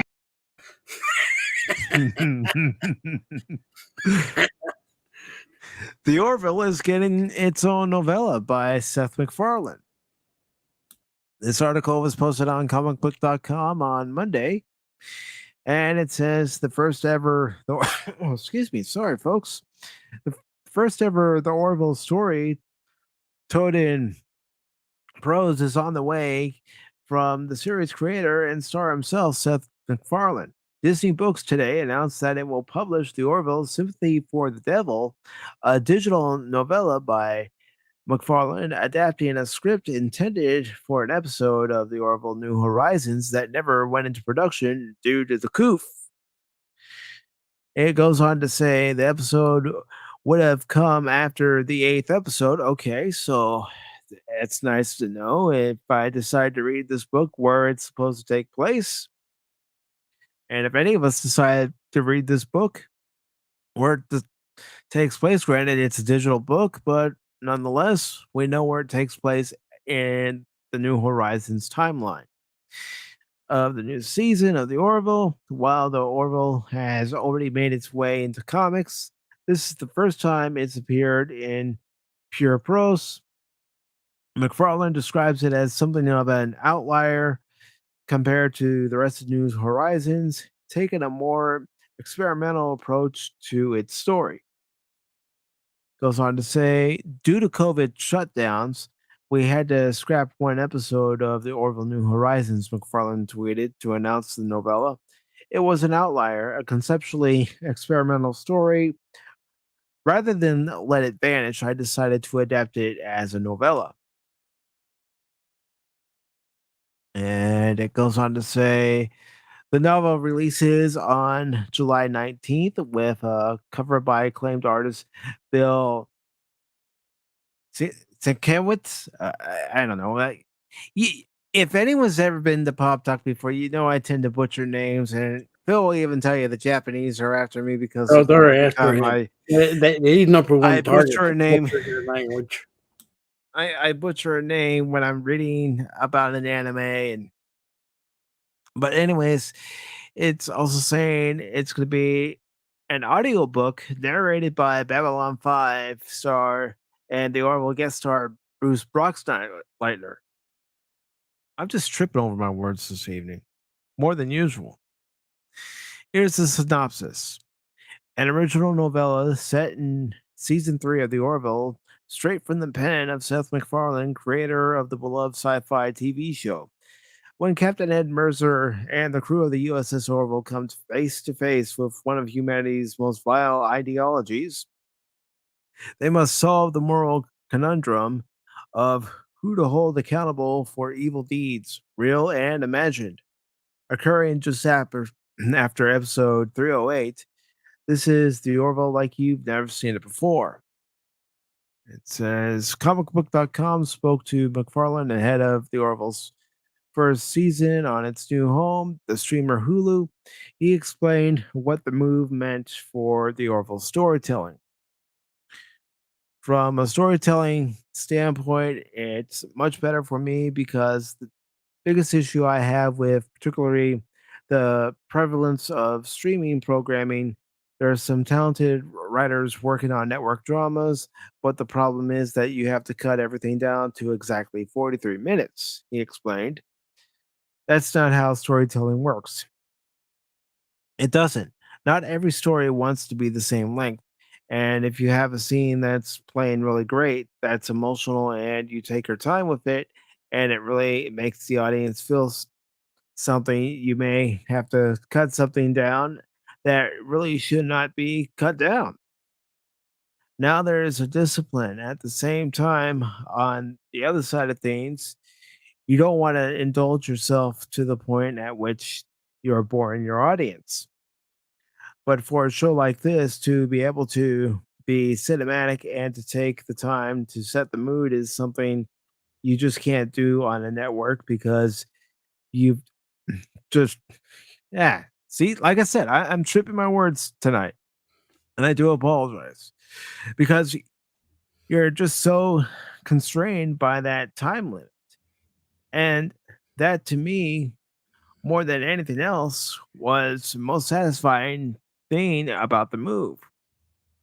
The Orville New Horizons debuts new episodes on Thursdays on Hulu or tonight at midnight if you're on the East Coast, 11 p.m. tonight Central Time and 9 p.m. Pacific Time. Of course, I will be doing my live reaction and review to tonight's episode of The Orville, A Tale of Two Topas.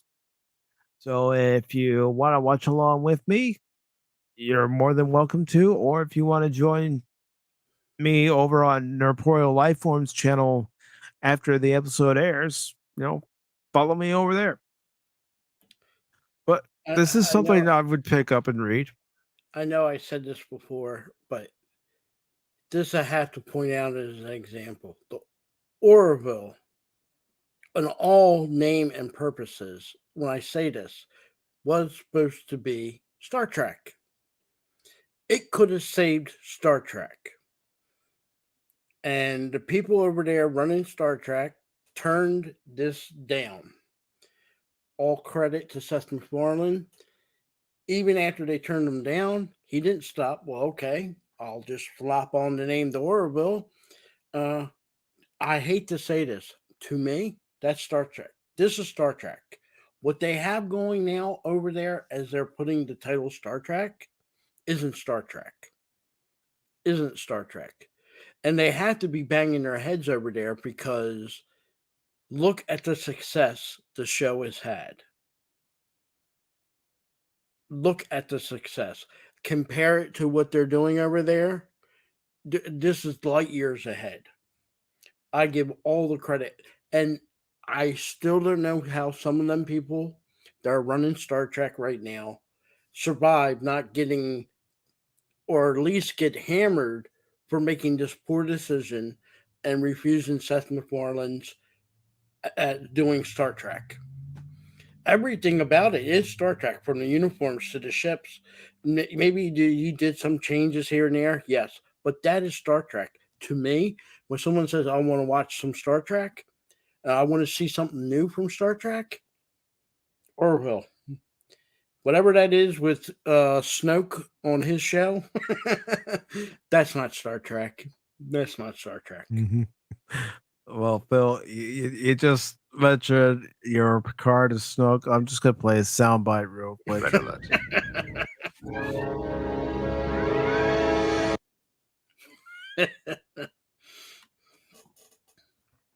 Well, like I said, that I really thought that when they announced that he wanted to do it, I really thought that could have been a turning point for the Star Trek franchise. So, unfortunately, not. But moving on. It's just one of those things. If Les Moonves and those at CBS hadn't turned him down, we wouldn't have the Orville as it is. The Orville is the reason why I'm staying up till midnight to do a live watch and reaction to the episode. Then I'm hopping over to the Nerdportals channel to talk about it some more. But even you can say, Mike, that is Star Trek. Yeah, it that is Star Trek. Sometimes you don't need the name. Just the heart and soul of the show is Star Trek.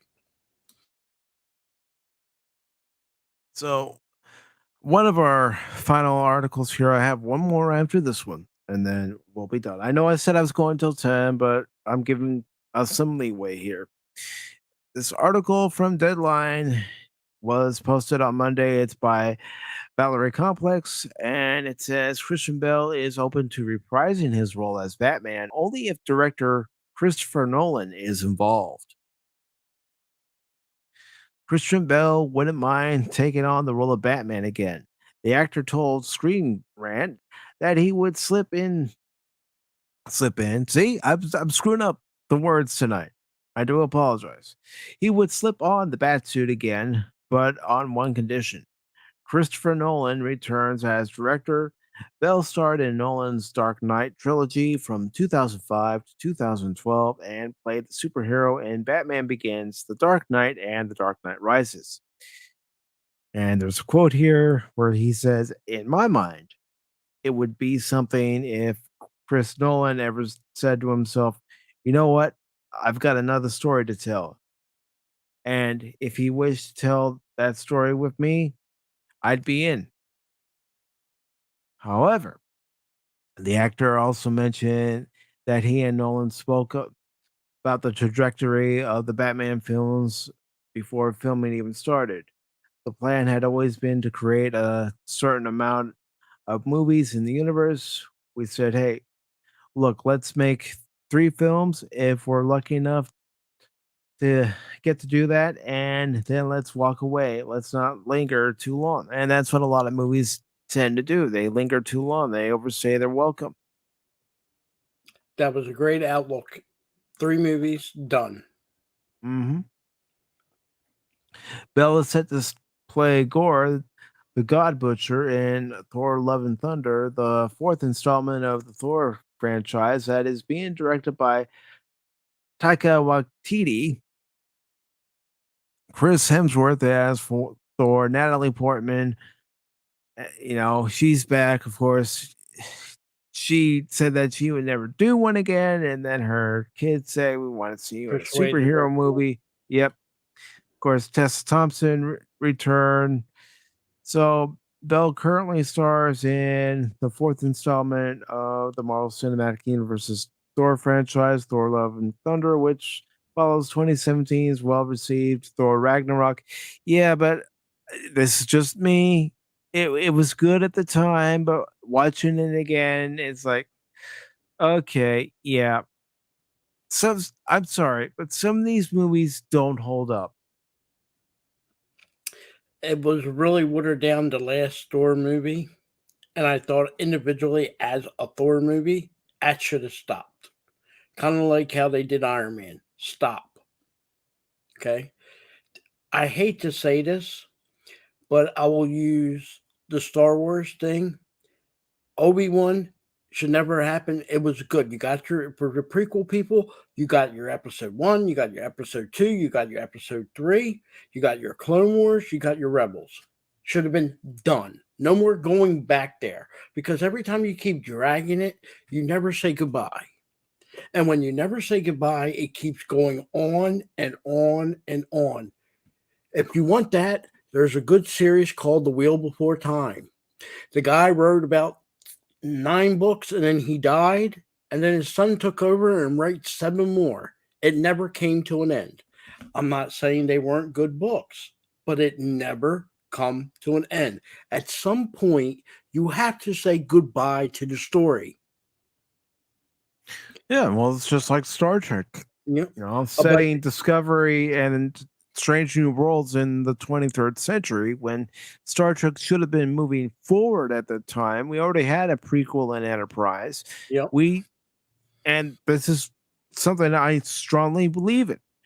We need to move forward in the Star Trek timeline. I'm not talking about what Discovery is doing. I'm not even talking about what Picard's doing. I'm talking about finding out what were the repercussions of the Dominion War. Yes. No. What the are after the Dominion effects doing? What are the Kardashians doing? What are the Romulans doing? I want to know, because history, even if you're using Star Trek as history moving forward, keeps going. You know, do the Dominion make an alliance with the Romulans and attack the Federation and the Klingons? Do the Klingons and the Romulans join together with the Kardashians and attack what's going on in the world or the universe per se? And I would love to see a new captain, new starship. You know, to be honest, I would like to see something new. But when we're seeing this, when you heard the words out of Christian Bale's mouth and Christopher Nolan, let's do 3 and be done. Perfect. A lot of these actors don't want to be tied down to one role. And I give Christian Bale credit. Would he do it? Yes. If Christopher Nolan does it. Listen to the words. Give him credit. Unless Christopher Nolan. You never heard Mark Hamill say, I'm not going to do episodes 7, 8, and 9 if George Lucas doesn't direct it. We never heard that. You know? No. That's the thing you have to question. Sometimes, and I hate to say this to people, Hollywood is dog eat dog. But Christian Bale there shows a little loyalty. Hey, he's not the only one. Johnny Depp and what's his name? Tim Burton. There's another example. They did how many movies together? All different topics, all different themes. But when you have a chemistry, John Wayne had it with John Ford. When you have a chemistry, you do things together. It doesn't always have to be the same kind of movie or type of movie. You do it together. For him to say, I'll do Batman, but Christopher Nolan has to be the director, that speaks a lot. I wish I would have heard that from all the original Star Wars actors, when George Lucas wasn't involved after the sale. I would have said, I'm going to do this, but we need George to finish this up.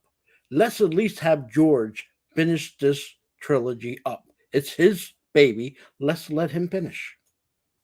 I would love but unfortunately, that's not how it worked. No, people sometimes don't stick up for other people. Sometimes it's, I think this is good for me and a paycheck. But if something bad happens to me on the way, I can say, well, I voiced this and voiced this. Christian Bale puts himself right out there. Plain English. John Nolan or Christopher Nolan, or I'm not doing it. Or not even thinking about it. So I give him credit for loyalty. Because let's guess what? He can say he's going to do it, and Warner Brothers will jump on it, and he can make money. The movies don't need to make money for the actor to make money. That could be what, 20, 30 million for him, easy. But to say I'm not doing that unless Christopher Nolan's there, like I said, that's loyalty, kudos, and also showing that he has a brain, he can think. So Yep. So our final story for tonight comes from comicbook.com, and it's an anime story. And it says Trigun's new anime started production much earlier than expected. This was posted on their site yesterday. It's by Nick Valdez.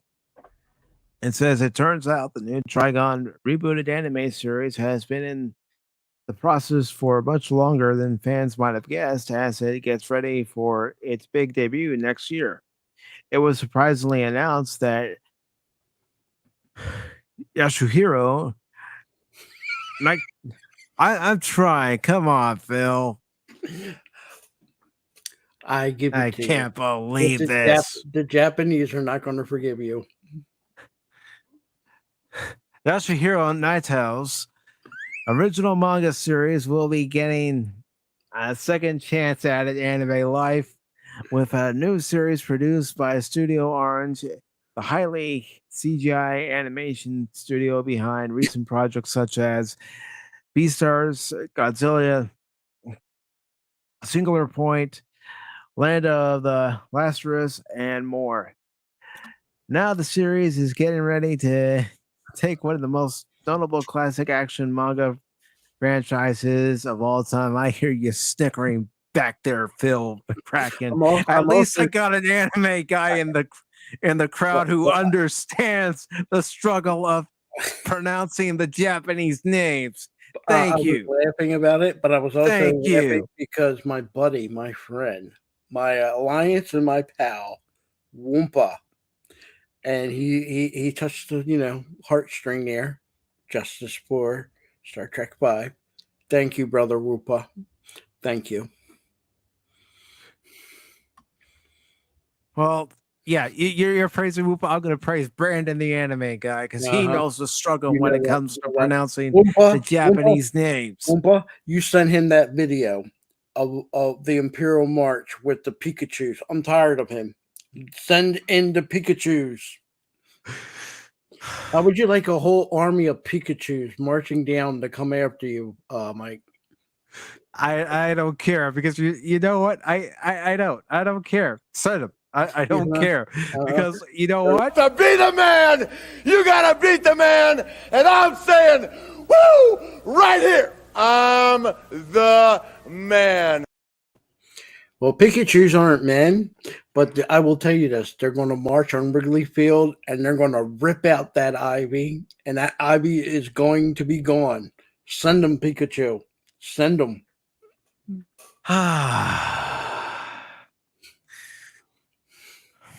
You know, Phil, you're on borrowed time. Whoopa's on my side. Of course he is. Yeah. You want order 66? I'll give you order 66, Whoopa. I got your order 66 right here, Whoopa. The time has come. Execute Order 66. There, you happy?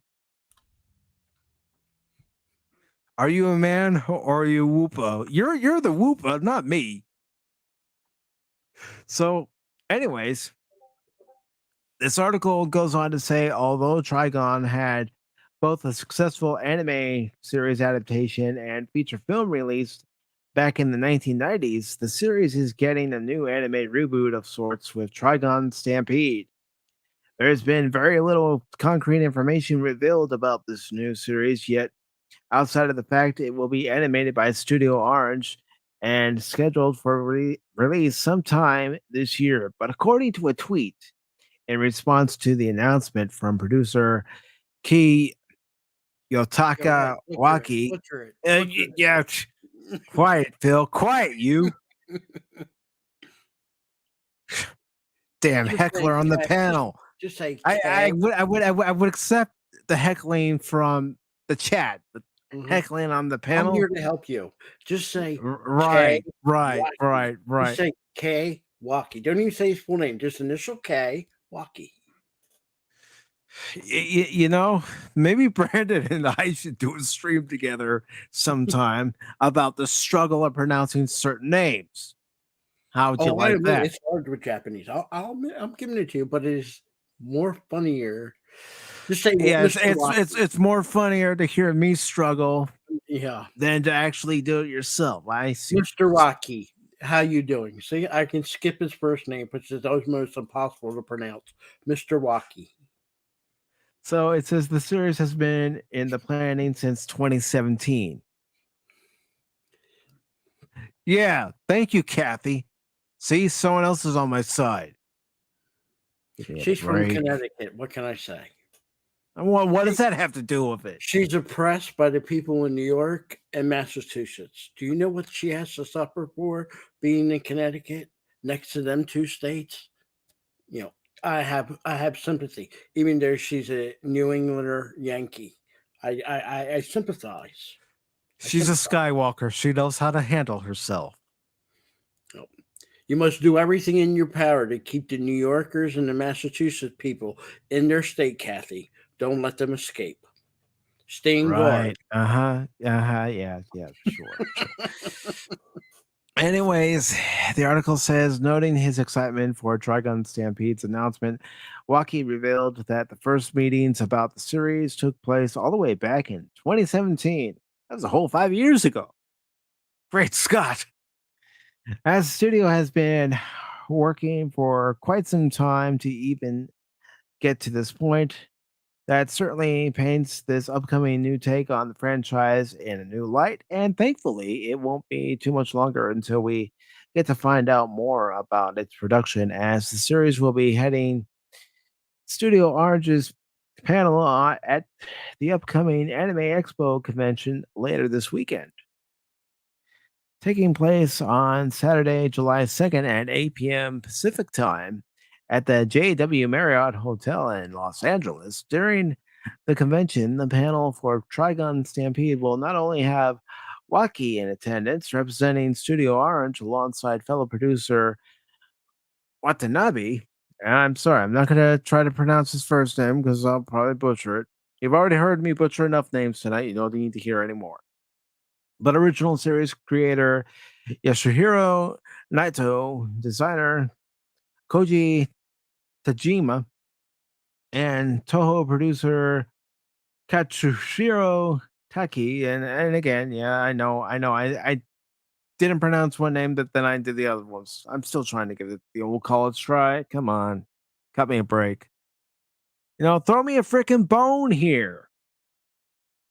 All giving the first details about the new anime's production. Given the many questions fans already have, it's likely going to be eye-opening. How do you feel about Trigun coming back? I'm all for it. I've already watched Trigun. I've watched the movie. I enjoyed it, so I'm all for it. I know Brandon, the anime guys, I can't speak for anyone else in the chat, but we're certainly all for it. And sorry, I don't mean to disappoint you, Brandon, but I have yet to create any anime related clips. I'm sorry. I'm a failure. I have failed you for the last time. I know. I apologize, brother. He knows them Japanese animes, when they find out how bad they butcher their people's names, he better not touch any anime clips. No anime clips. I'm here for you, though, Pacific. I'm here for you. I think you should take Woompa's advice. Japanese artist number 1, Japanese artist number 2, and you'll be safe. You know what? You know what my response is to that? To the both of you? I've got the perfect response. How about no? Jeez. I'm only trying to help. Hard time. When the Japanese mob come after you, just remember, I was just trying to help. Well, when they come at me, I'll be saying this probably.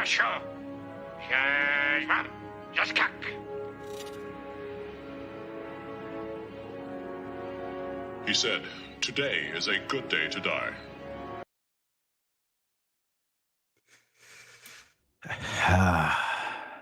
Major mistake there in Star Trek. They should have gave Worf his own series. Yes, they should have. But all in all, I'm excited about another Trigon series, and I can't wait. And before I officially wrap this up, I do want to send you all over to Baron Ormond Talk. He is having an open mic session tonight on his channel for Baron After Dark. So I will go ahead and let that bot post the link, and then you can travel over there. Also, later on tonight, after my live reaction to the latest episode of The Orville, I will be over on the Nerdporial Lifeforms channel with, of course, the Nerdporial Lifeform himself and Spock from Spock's Friday Night. And according to Nerdporial, we're going to have some surprise guests with us. So it'll be interesting to see who that is tonight. And I hope you all are able to join us after the episode airs. Now, I do want to say, I won't be there at the initial start because after my live reaction, I will be giving my non-spoiler review to the episode tonight. And if you want to hear the spoilers, we'll be doing those over on Nerdporial's channel. So, with that being said, is there anything you wish to promote, Phil? No, I'm not a content creator. I just come on to help my friend here, Mike, or help anybody that I consider a friend. When you see Mike post stuff up there for content, come and watch him. He's a great guy. Disagree about the Ivory and Wrigley Field and, all that other stuff, but that's water underneath the bridge. Yeah, this is a good guy, good content. Unlike some other people, he listens to everybody's point of view. And that's why I like Pacific. I can feel comfortable and say we all can disagree and we all can get along. And more importantly, everybody feels welcome. And that's why I love your show. Well, that's what I try to do here on the channel. Whether you're here for an episode review, a movie review, a game stream, an episode of the box score where maybe the Cubs won and I'm in a good mood, or they lost and I'm not particularly happy about the loss. Whatever brings you here to the channel, I greatly appreciate it. I know there are millions of other channels out there on this platform. And the fact that you take the time to leave a like, even if you can't stay along, or even if you can't stay and then your favorite YouTuber is coming on at the same time, the fact that you still come over and support the channel is what I'm appreciative of. And for anybody who comes in here and you have a channel and we follow each other on Twitter, if you see me post that you're going live or that you are live, it's because I want to give you all that same support that you've given me. You take your time to come here. I want to take my time to come over and support you and get eyes on your channel. Because without each and every one of us, we don't grow. YouTube's not going to help us. We have to help each other. Yes, I understand that some people are in it for themselves. Some people will only help you for the short term to get them the long-term gains. I get that. But I'm not going to do that to you. I will have your back. You have my word. Pacific is a good guy. Disagree with him that, Captain Picard, he is Snoke. The myth has been broken. In fact, has been proven. You put the pictures side by side, he is Snoke. And, like I said, I joke around with Pacific, just like I joke around with everybody. And yes, I say subscribe to Woompa Troopa because Woompa is the way. Sorry, Mike, I had to do that. No, you don't have to apologize. Okay. Well, I'm glad you let me come on here. Glad I can be on your show and maybe give a little laughter and jokes like I try to do. And maybe hopefully the show was great for everybody. If not, you can blame me. I can take it. But there's no blaming. You know, no. Some episodes people are gonna like. Other episodes they're not gonna like. It's like a TV show. There you There's go. some episodes we prefer more than others. I consider, believe it or not, YouTube more like a radio show, like old radio, more than a TV. Because on radio you used to get this back in the day. When you were listening to the radio, they had sports talk on there. They talk sports for like 3 or 4 hours. They even have something like this, entertainment, talking about entertainment. That you don't see no more on radio because radio is practically dead. But at least when I see YouTube, I can see it just like that. So, I'm just grateful you do it. And I do keep up with your content. And just want to say, anytime you need me, I'm there for you. I know you are. And another thing I always try to keep in mind, especially as I'm not going to say get better at this. So I'm never going to get fully better at doing this. But one thing I do try to keep in mind is that you never know who might be lurking. You never know who might have their cloaking device on and listening to you. There's always lurkers, even in your chat. They probably don't type and they don't say anything, but there's always lurkers. And I'm going to put the link to another content creator. He was here tonight, and that's Brandon, the anime guy. If you like anime, if you want to learn about anime, then Brandon's the guy to go to.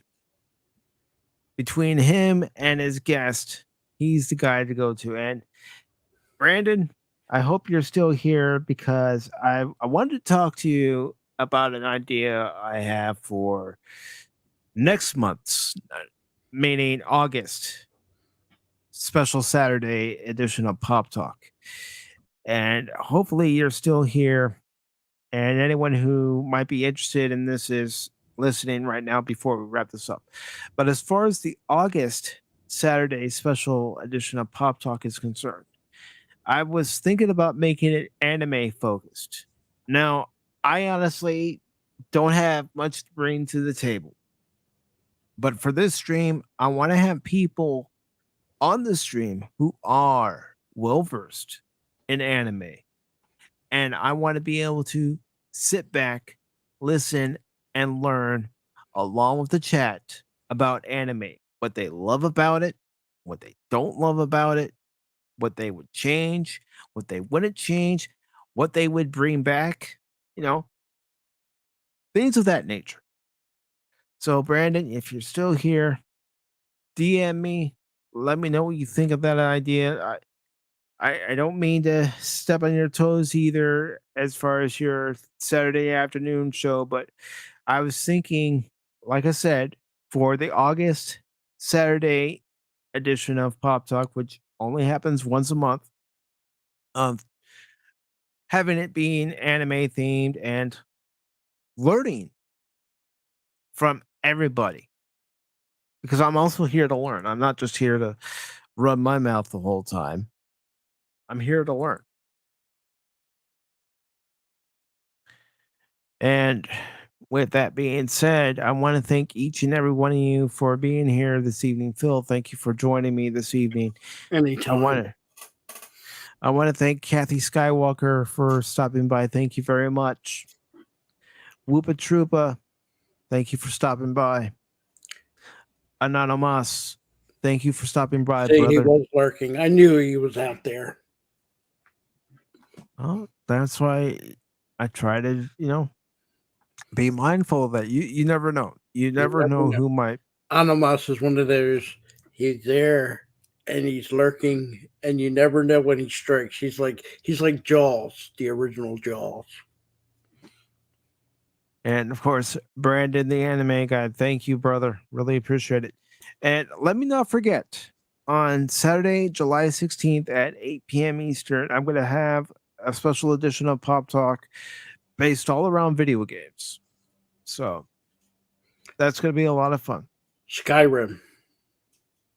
Yeah, we'll probably talk about Skyrim. Granted, I haven't played it, but Shame we're on gonna you. we're gonna talk about all eras of video games. It's not just gonna be one particular era. It's gonna be all different eras. We've all come from some starting point. Pong. I remember Pong. I owned Pong. I played Pong. And I was grateful for Pong. And if you people don't know what Pong was like one little graphic line, another graphic line with a cube that bounced off each of the lines. Yeah, Pong.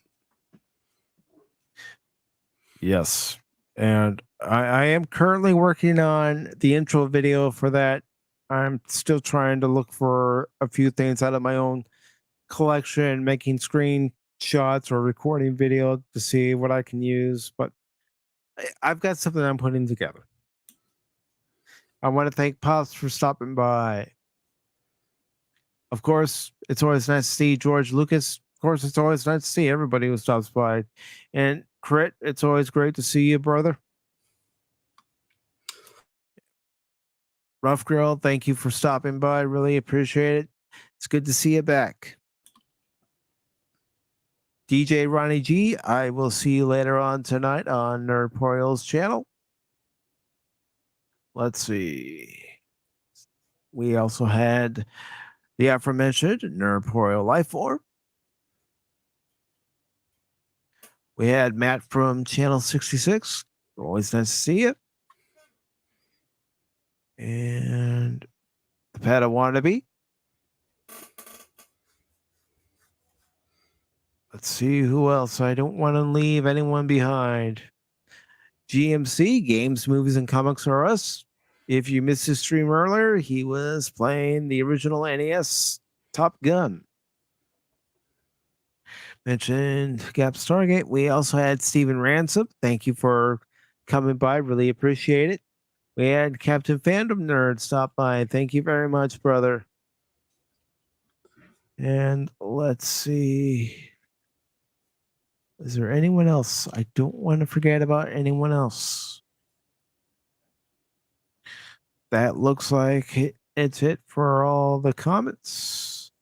I want to thank everybody who was here during the live stream. Anyone who stops by on the replay, thank you very much. If you wait. Almost forgot. Brandon Looney Tunes fan 2000. Thank you very much.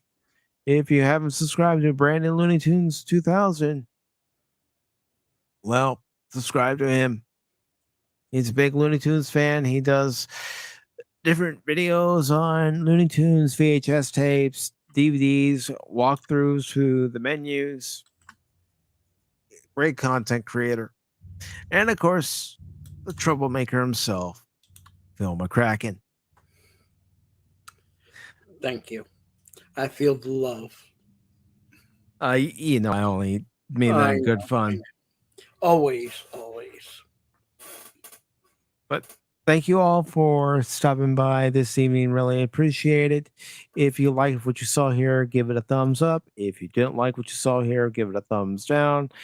On the replay, please leave a comment down in the comment section below. And don't forget to subscribe to the PACIFIC414 YouTube channel. I do live reactions, live shows like Pop Talk. I do episode reviews, movie reviews, gaming streams. I talk about the Chicago Cubs with the box score because, as I like to say on this channel, I'm not just a baseball guy, I'm an all-around guy. Hope you all enjoy the rest of your Wednesday evening. I will see some of you hopefully at midnight Eastern for episode 5 of The Orville. Until then, thank you. Take care. And, well,